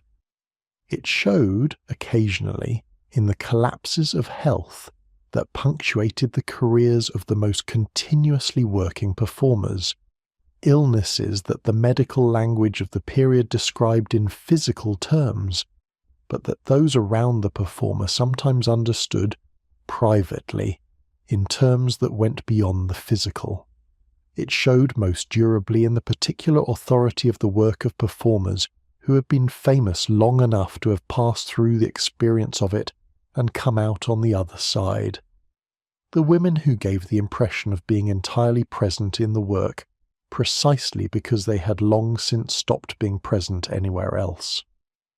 What the early warnings looked like in practice was usually not dramatic.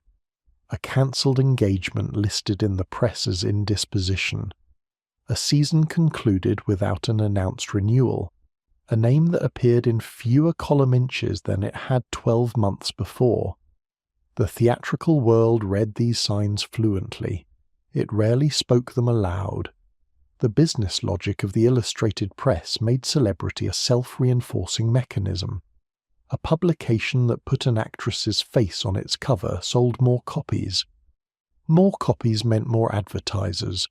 More advertisers meant more budget to acquire the access that produced the cover photograph. The actress who understood this understood that her visibility was a resource the press was extracting for commercial purposes, and that the extraction was not without cost to her. The image the publication chose, the angle, the setting, the expression, was not always the image she would have chosen. The caption, the context, the framing of the accompanying article, these were editorial decisions made without her input after the access had been granted. The interview was the moment of relative control. What happened to the interview afterward was the editor's business. The actress who had managed this cycle for a decade understood something the press did not advertise. The image was always arriving somewhere before she did. It was already in St. Petersburg before she'd booked the crossing. The letters arrived in quantities that varied with the height of the career, but never fell to zero once a woman had become publicly known. They came from women who had seen her perform and wanted to tell her what it had meant.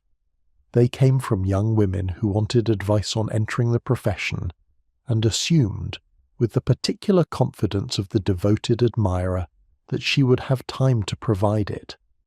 They came from men whose tone ranged across the full spectrum from genuine appreciation to something that required a different kind of management. A leading actress with an established public presence maintained a correspondence that constituted, in itself, a significant portion of the administrative work of the career. Reading, sorting, deciding what required response and what was best left without one, and ensuring that the management of the letters served the career rather than compromised it. The commercial associations that gathered around a famous actress's name reflected the specific qualities that the press and the public had associated with her. A performer known for elegance and a particular precision of manner found her name attached to perfumes, gloves, and the kind of accessories that the illustrated press featured in its fashion pages. A performer known for wit and a modern domestic quality found her name in association with products that implied taste without extravagance. The association was not random. It was drawn from the public character that the performance and the press coverage had constructed together, and it was commercially valuable precisely because it carried that character's specific associations into the commercial sphere. The actress who found her name on a perfume bottle she had never smelled was discovering something important about the relationship between a public identity and the person who nominally possessed it. The perfume existed. The name on it was hers.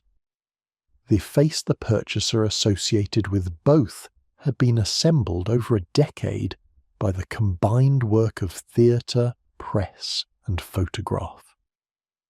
What the purchaser was buying, in some functional sense, was all three. The interview, as it was conducted in the leading publications of the 1890s, had its own conventions that both parties understood. The journalist arrived with questions that had been, to varying degrees, negotiated in advance. The actress received him, for the interviewer was almost always a man, in a setting she had chosen: the dressing room, the apartment drawing room, the rehearsal room. The setting communicated something before a word was spoken. The apartment drawing room said one thing about who this woman was. The dressing room said another. The rehearsal room, with its functional poverty and its evidence of actual work, said something that the drawing room and the dressing room both obscured. The choice was deliberate, and the journalist understood it as such. What the actress said in the interview was managed with the care that any professional applies to public communication, meaning that the sentences she delivered had been considered in advance, that the anecdotes she offered had been selected for their usefulness, and that the opinions she expressed on professional matters had been calibrated to serve the career rather than to represent the full complexity of her private views.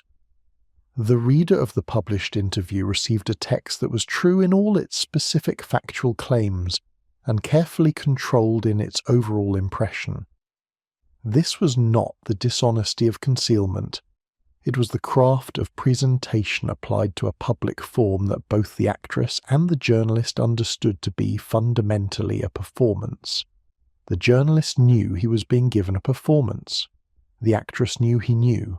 The reader, receiving the published text the following morning, was the only party in the arrangement who was not entirely certain. The logistics of an international tour were considerable. A leading actress travelling to London, St. Petersburg, or New York was not travelling alone.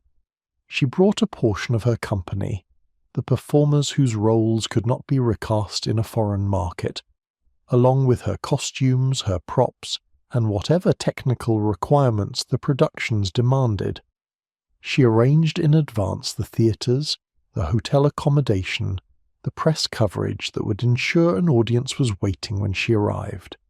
She negotiated, through agents, the financial terms that would make the tour commercially viable, which meant calculating the likely audiences against the certain costs of transport, accommodation, and company wages. The tour, from a distance, looked like the extension of a career across borders. From the inside, it looked like the management of a small travelling commercial enterprise in unfamiliar markets.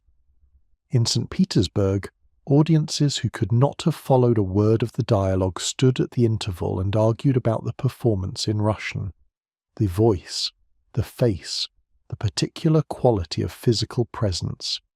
These had crossed the language barrier without apparent effort. They had always been the primary instruments. The words had always been secondary. The famous actress, by the time she'd been famous for a decade, had developed a relationship with her own public image that was neither comfortable nor uncomfortable in any simple sense. It was simply a condition of the professional life, a secondary self that she managed, maintained, and occasionally found to be a significant inconvenience.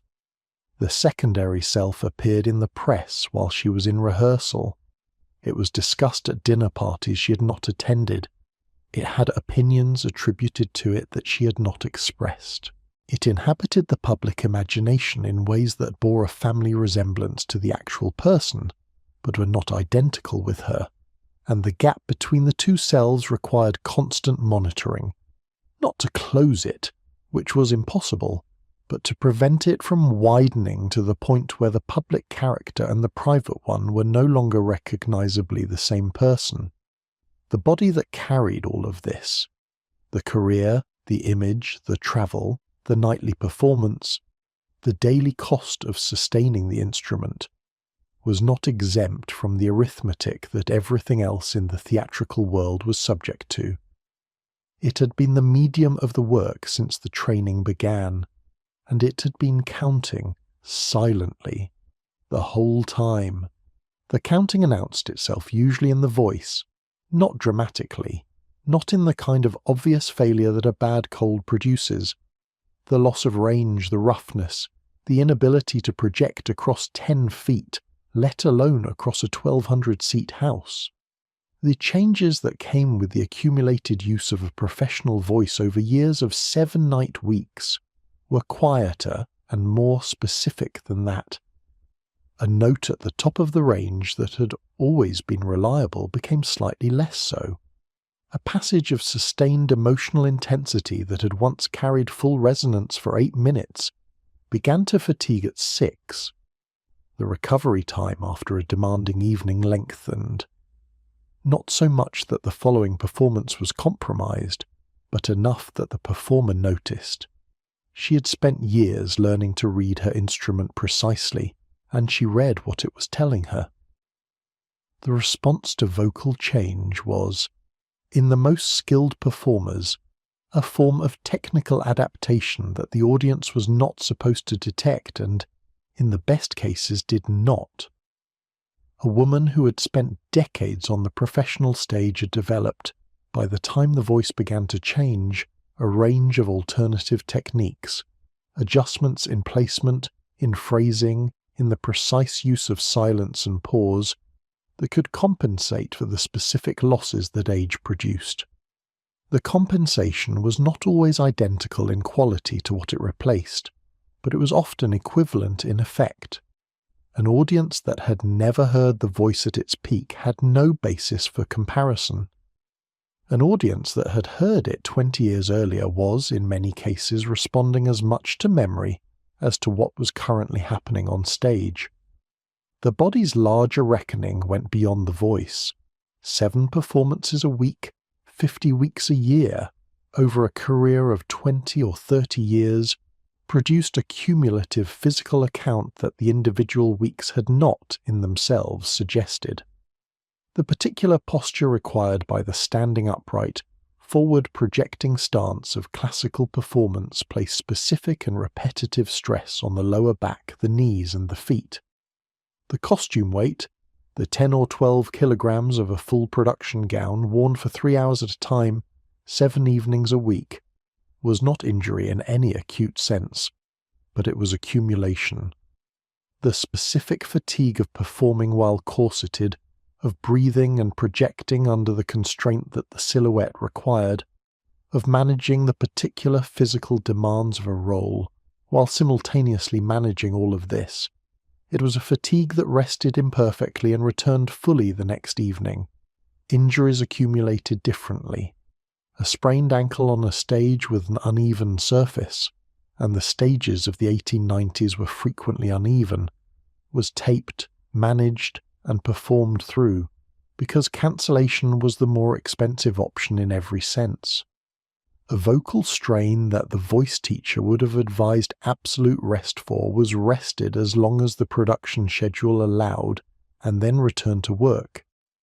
The culture of the theatrical profession was not organized around performer injury management in the way that later sports medicine would organize around athlete injury.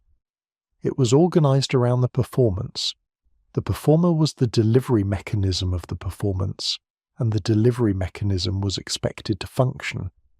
The ingenious clock was the most widely understood of the theatrical career's structural challenges because it was the most visible. A woman who had entered the profession in youth, who had been assigned to the ingenue category on the basis of her type and her audition impression, and who had spent the productive years of her 20s and early 30s playing youth roles, eventually arrived at the point where the youth roles were no longer credible. The physical markers of aging, the changes in the face and the body that no preparation technique could indefinitely conceal, began to conflict with the requirements of the category. The roles began to close. One season they were available, and the following season they were not, and the transition between those two states was rarely managed with any formal acknowledgement by the company or the director.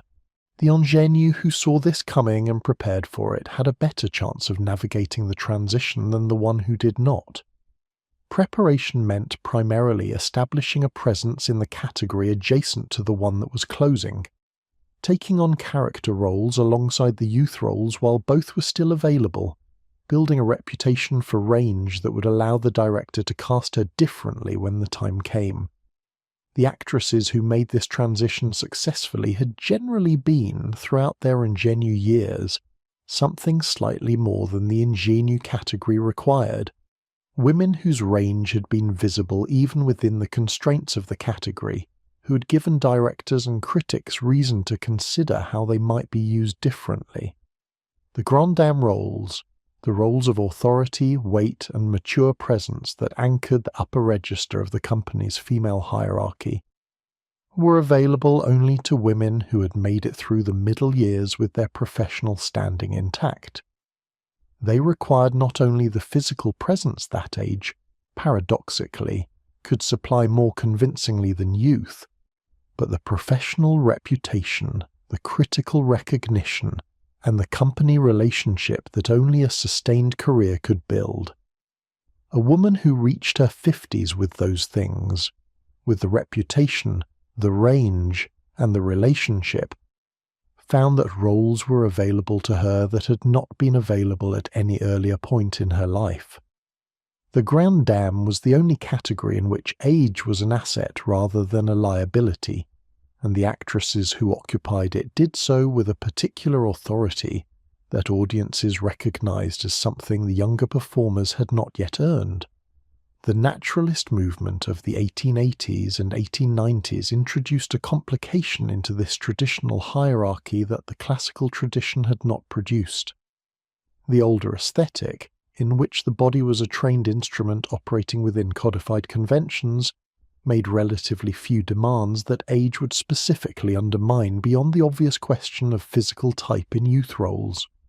The naturalist aesthetic, with its insistence on observable reality and its interest in the specific textures of contemporary life, created a different kind of body standard, not the idealized physical type of classical theatre, but the recognizable social type, and the social type came with class markers, age markers, and a relationship to physical appearance that was more literal and more socially specific.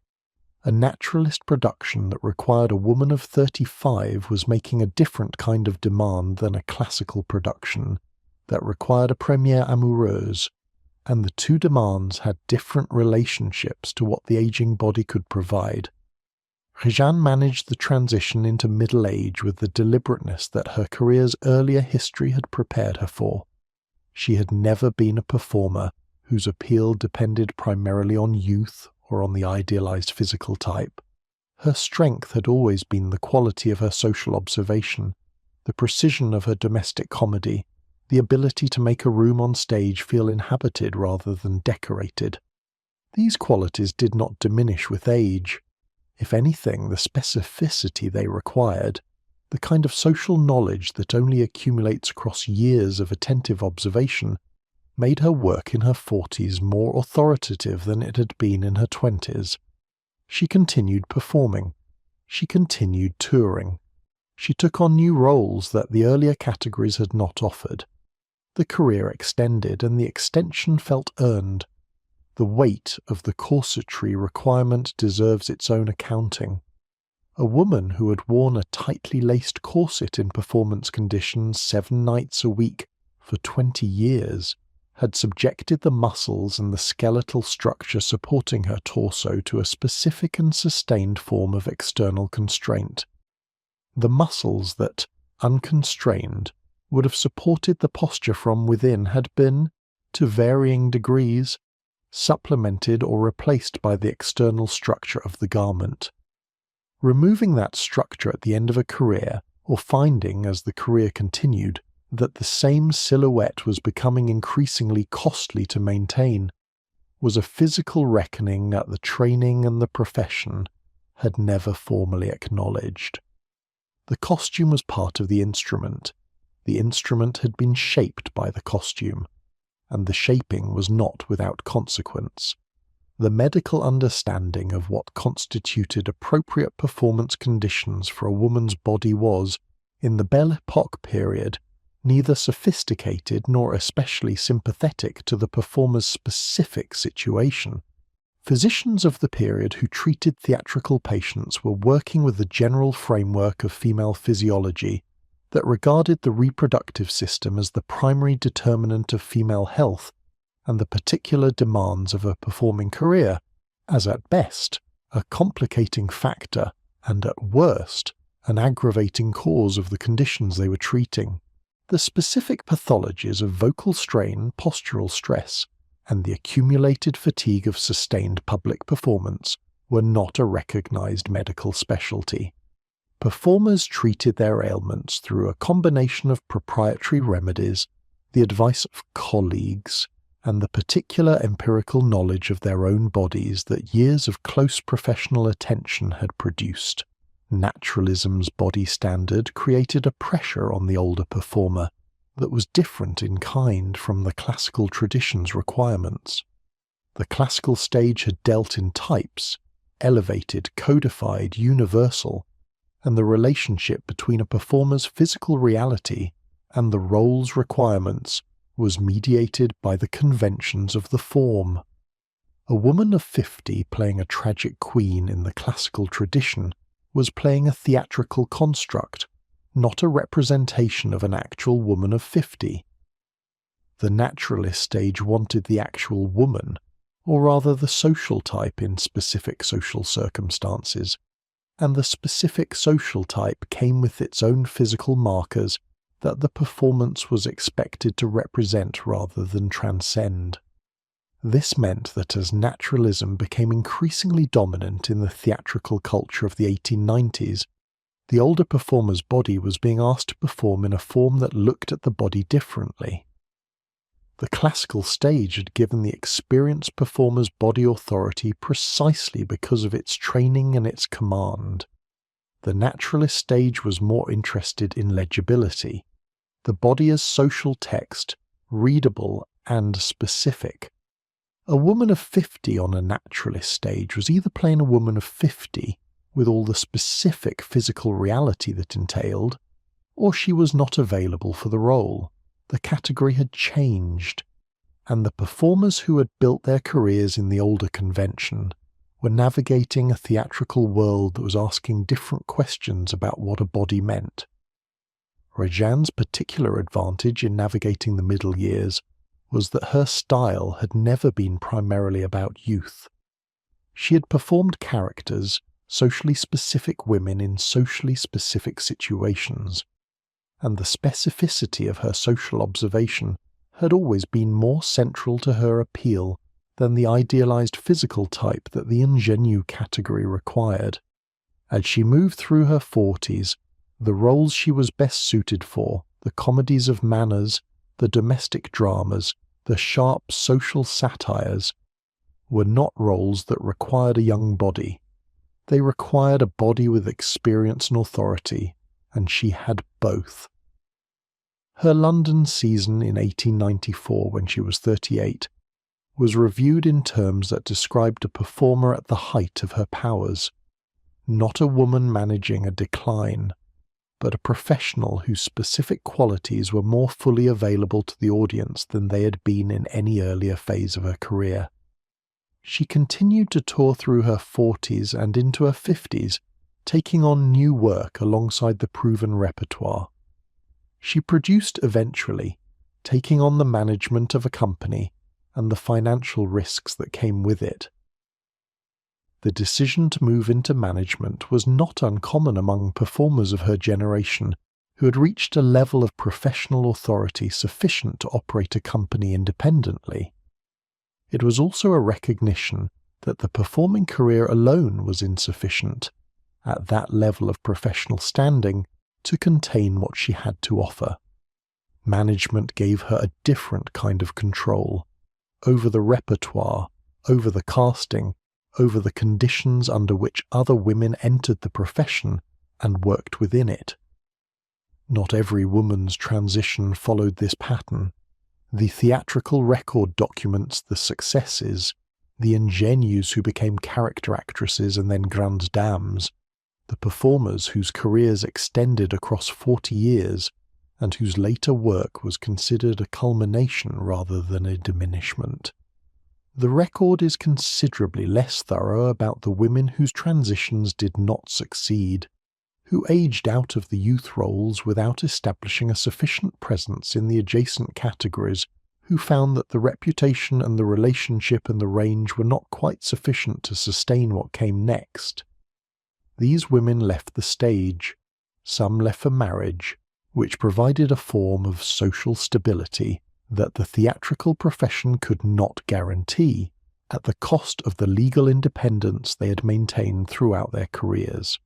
Some left for teaching, the transmission of what they'd accumulated to the next generation of women beginning the process they had completed. Some simply stopped being employed in the major companies and moved to smaller venues, touring productions, the provincial theatres that could use their experience without being willing to match the fees their reputation at its peak had commanded. They did not retire formally, because the theatrical profession had no formal retirement. They simply found that the engagements became less frequent, and then infrequent, and then absent. What the theatrical system of Belle Epoque Paris did not offer these women was anything resembling a formal provision. There was no pension. There was no institution organised around the professional welfare of performers at the end of their careers. There were charitable funds maintained by the theatrical community itself for performers in acute need. But charitable provision is not the same as professional entitlement, and the distinction mattered enormously to women who had spent 30 years contributing to an industry that had nothing systematic to offer them when the contribution was no longer required. The undocumented majority, the women who occupied the middle range of the theatrical hierarchy, not famous enough to leave a press record but not obscure enough to have been excluded from the profession entirely, disappeared from the historical record in ways that reflected the record's structural biases. A famous actress left traces, reviews, interviews, memoirs, correspondence. An ordinarily successful actress left a trail of program credits and occasional notices in the theatrical press, but very little else. What happened to her when the credits stopped accumulating was not, in most cases, recorded by anyone who was keeping a systematic account of such things. She simply ceased to be professionally visible, and the record reflected that cessation by becoming itself silent. The silence that followed the active career was, for most women, simply that silence. The name that had appeared in the press, that had been attached to productions and performances and critical assessments and social anecdotes, gradually stopped appearing.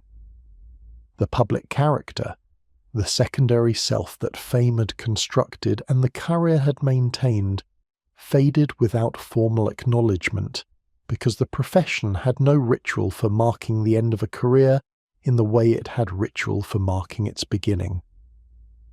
What remained was what had always been there.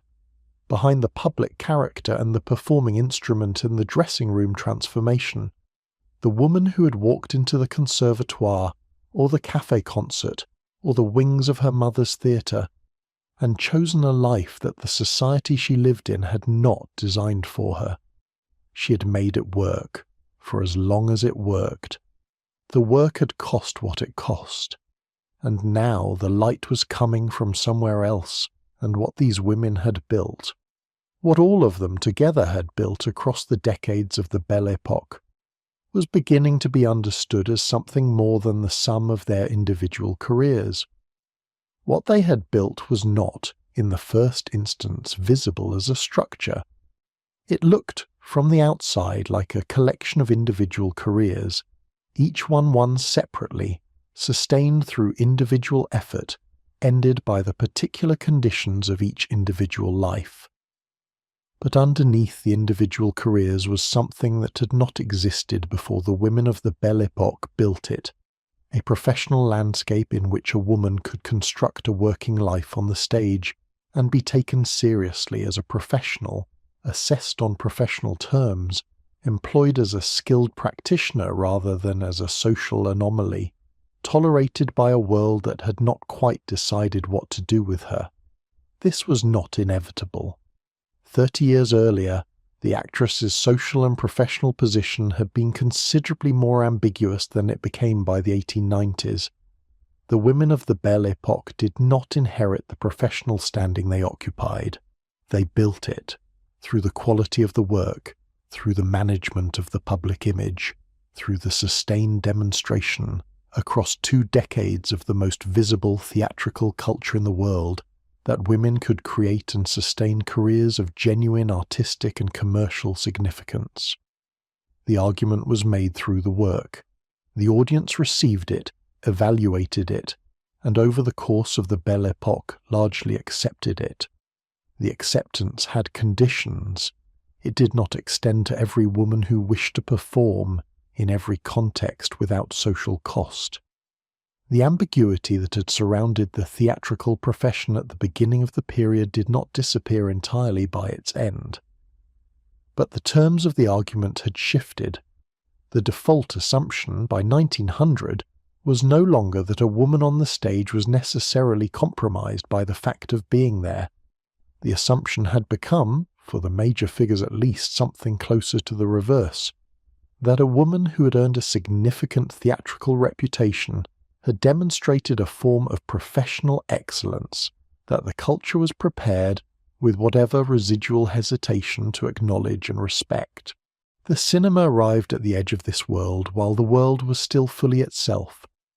The first moving pictures, the Edison kinetoscope demonstrations of 1894, the Lumiere brothers' public screenings of 1895, were curiosities at first, received with interest but not yet understood as a technology that would, within a generation, transform the entertainment economy of the entire industrialized world. The theatrical world of 1895 did not experience the arrival of cinema as a threat. It experienced it as a novelty, which it was, and as an opportunity which some of its most established figures moved quickly to exploit. Sarah Bernhardt appeared on film in 1900, in a brief recording of her performance in Le Duel d'Hamlet, filmed at the Phonocinema Théâtre at the Paris Exposition. She was 55 years old and at the height of her international fame. The film ran for approximately 2 minutes. It was a theatrical performance recorded by a camera, not a film performance in any sense that the medium would later develop, and what it captures is a stage technique operating in conditions for which it was not designed. The broad gestures, the sustained physical states, the vocal delivery that the camera's inability to record sound made entirely invisible to anyone watching. What survives is the body, moving through a performance that was designed to be seen at a distance and is being observed instead at close range. It is a strange document. Rejane appeared on film several times in the first decade of the 20th century. The experience of watching these recordings is instructive in a specific way. What the camera reveals is how completely a technique built for the unamplified, unmediated live stage had been calibrated to conditions that the close-up made redundant. The gestural language of Belle Epoque performance, the codified physical expression designed to carry emotion across 60 feet of open air, reads differently when the camera is 3 feet away. What had been precise becomes, at close range, emphatic. What had been readable becomes, at the distance the camera imposes, legible in a different register than the one it was designed for. The medium asked different questions than the stage, and the stage technique asked those questions, gave answers that were not quite wrong but were not quite right either. The actresses who made the transition to cinema most successfully were generally those who had the instinct to understand that the new medium required a different relationship between the performer and the camera, a smaller scale of expression, a willingness to let the face carry what the body had previously been asked to project across a large house. Some of the most celebrated stage performers of the Belle Epoque never made this adjustment successfully. Others, particularly those who were younger when the cinema became commercially serious in the 1910s, developed a hybrid technique that drew on the stage training while adapting to what the camera required. The Conservatoire's emphasis on total physical and vocal control, on the management of the entire performing instrument, gave its graduates a foundation that was more adaptable than it might initially have appeared, even if the specific applications required substantial revision. The training lineage was one of the Belle Epoque's most durable legacies. The women who had trained at the Conservatoire and who had then spent decades as working professionals became teachers, transmitting what they had learned, modified by what they had experienced, to the next generation of performers. The methods that Renier had taught Rejane were passed forward, transformed by what Rejane had learned in 30 years of professional practice to the students and colleagues who came after her. The specific techniques, the voice placement, the physical carriage, the approach to classical text, were modified by each generation that transmitted them, but the underlying structure of the training, its insistence on total technical command in the service of genuine expression, persisted through multiple transmissions. The Conservatoire itself continued. It produced trained performers for the French stage through the 20th century and beyond, adapting its methods to each decade's theatrical priorities while maintaining the fundamental conviction that a serious performing career required a serious technical foundation. What changed across the decades that followed the Belle Epoque was the social context in which the training operated, the legal position of women, the commercial structure of the theatrical industry, the relationship between live performance and the mass media that had grown up alongside it, what the training itself transmitted, imperfectly and variably but recognisably, was a standard of professional seriousness that the Belle Epoque women had established through the quality of their work. The question of what the camera did to a theatrical technique built for the stage goes beyond the obvious point about scale. The fundamental difference was in the relationship between the performer and her audience, specifically in who controlled the terms of that relationship. On stage, the performer controlled where the audience looked by controlling where she stood, how she moved, what she directed the audience's attention toward through the precise calibration of her physical and vocal presence. The camera had no such contractual relationship with the performer. It looked where it was pointed. It held whatever was in its frame for as long as the frame lasted, and what it revealed, held steady and close, was whatever the performer's face contained, including the effort, the calculation, the technical management that the live performance had concealed at distance. The experienced stage performer had learned to be transparent, to make the technique invisible, at 60 feet. At 6 feet, under a fixed gaze that the performer could not redirect, the transparency was harder to achieve. The transition also revealed something important about the relationship between live performance and time. A stage performance exists only in the moment of its occurrence. A film performance is fixed at the moment of recording and remains fixed indefinitely thereafter. This distinction, obvious in retrospect, had significant consequences for the way that performing craft was understood and transmitted. The stage technique that the Belle Epoque actresses had developed was understood within the profession as a living thing, shaped by nightly performance, modified by the audience's response, refined across the run of a production. It was inseparable from the living body that deployed it. The early film recordings of these performers are, in this sense, something the performers themselves would have found only partly recognizable, a fixed version of something that had never been meant to be fixed, held at a distance that had never been part of the original relationship, available for scrutiny by audiences the performance had never anticipated.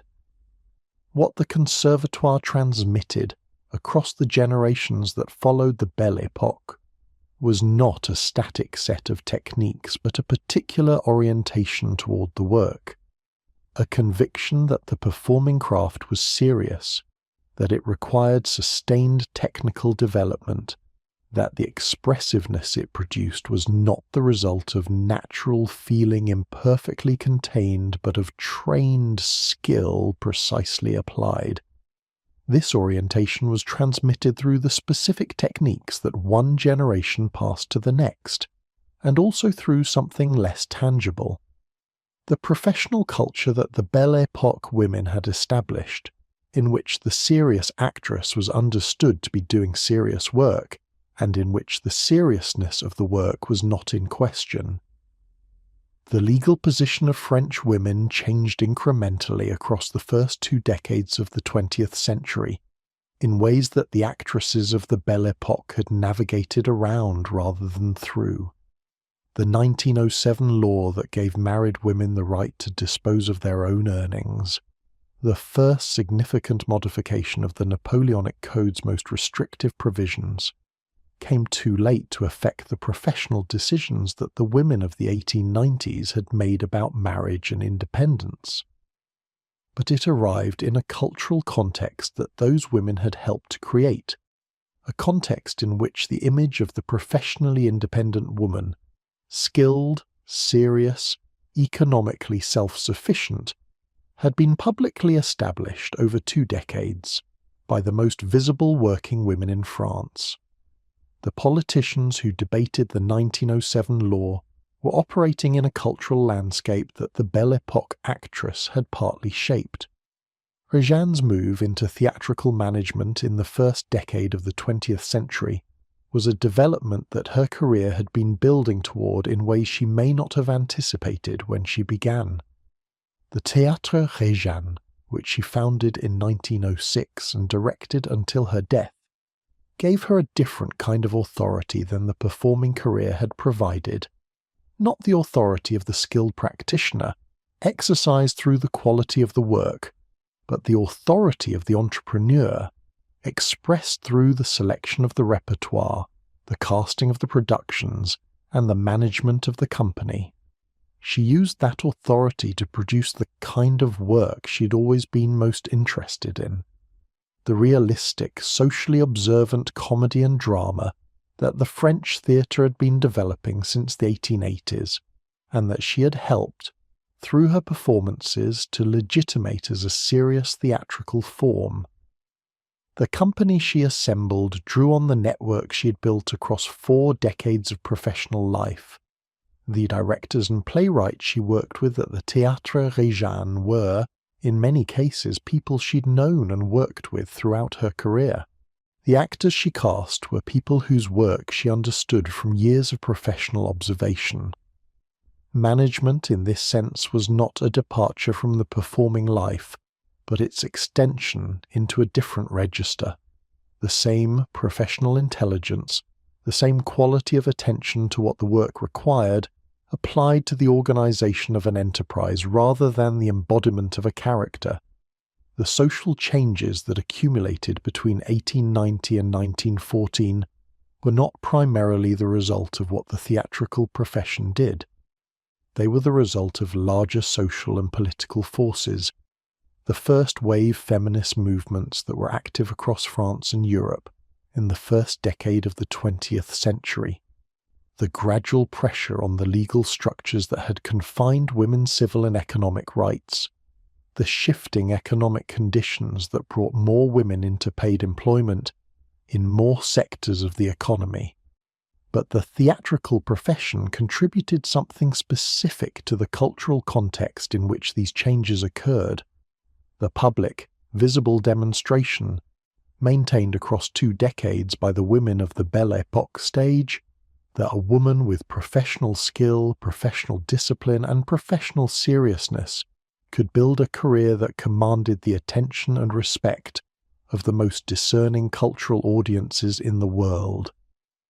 The argument was not made in political language, it was made in performance.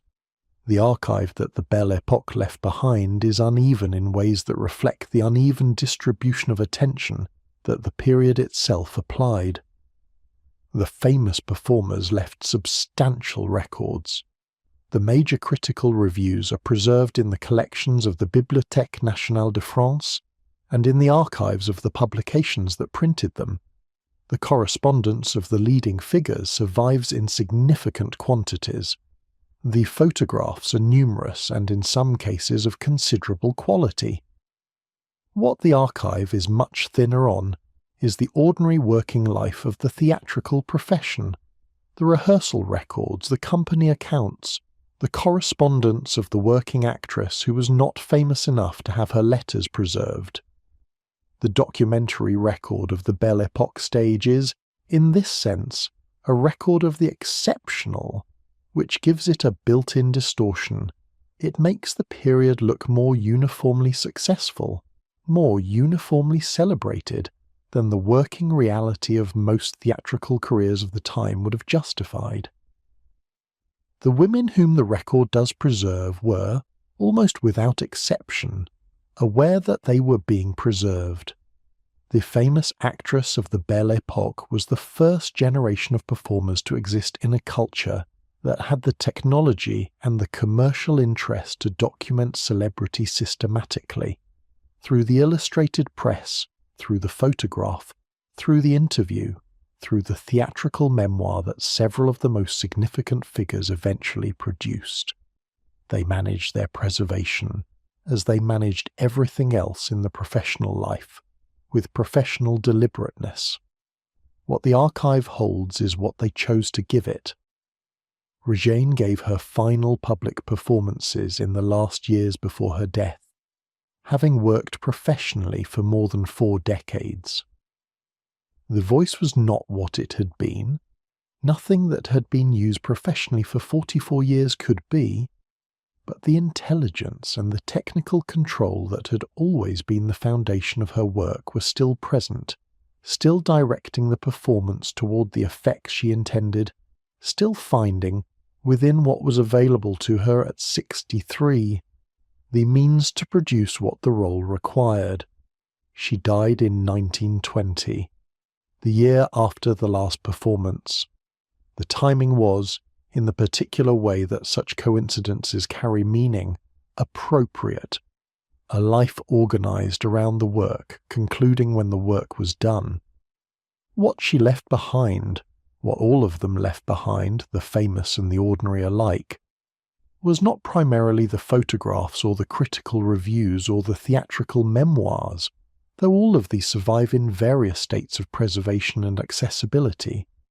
What they left behind was a precedent, the demonstration, made repeatedly across the decades of the Belle Epoque, that a woman could enter a highly skilled, highly demanding, highly competitive profession and meet its requirements with a level of excellence that commanded the judgment of the most serious critics and the loyalty of the most demanding audiences.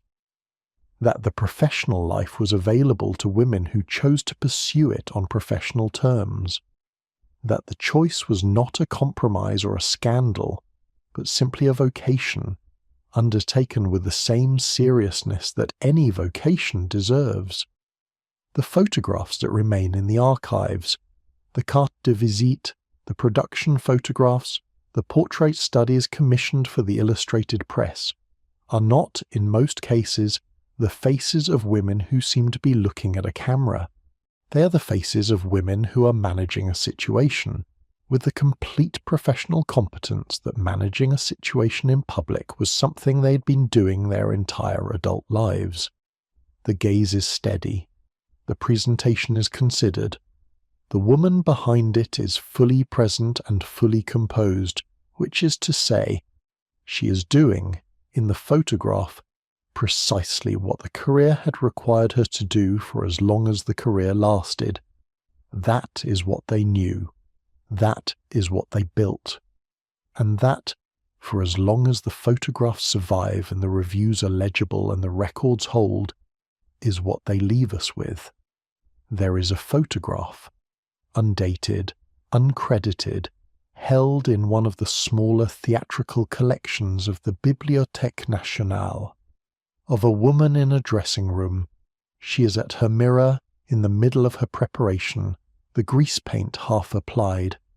The costume is not yet on. The hair is not yet done. She is, in other words, between the private and the public, between the ordinary and the performance, between the woman who walked in through the stage door and the woman who will walk out onto the stage. She is not looking at the camera. She's looking at her own face, with the particular quality of attention of someone engaged in precise technical work. We do not know her name. The photograph was not considered important enough, at the time it was taken, for anyone to write it down. That is most of the story in the end. Most of the women who built the Belle Epoque stage are not known to us by name. They left no memoirs, no substantial press record, no photographs carefully labelled and preserved in named collections.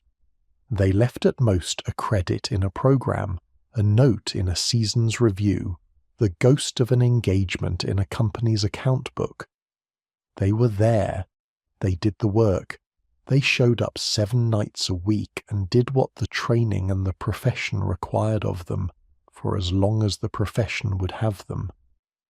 And then they were gone, and the record moved on to the next name. The women we do know, Rejane, Bernhardt, the handful of others whose careers were exceptional enough to leave substantial traces, did not build the Belle Epoque stage by themselves. They built it on top of what the anonymous women built. The professional landscape that allowed a Rejane to exist was constructed, night by night and performance by performance, by the entire apparatus of the theatrical world, most of which was made up of women whose names we will never know. That is the story. Not the famous woman at the centre of it, though she matters and her story is genuinely extraordinary.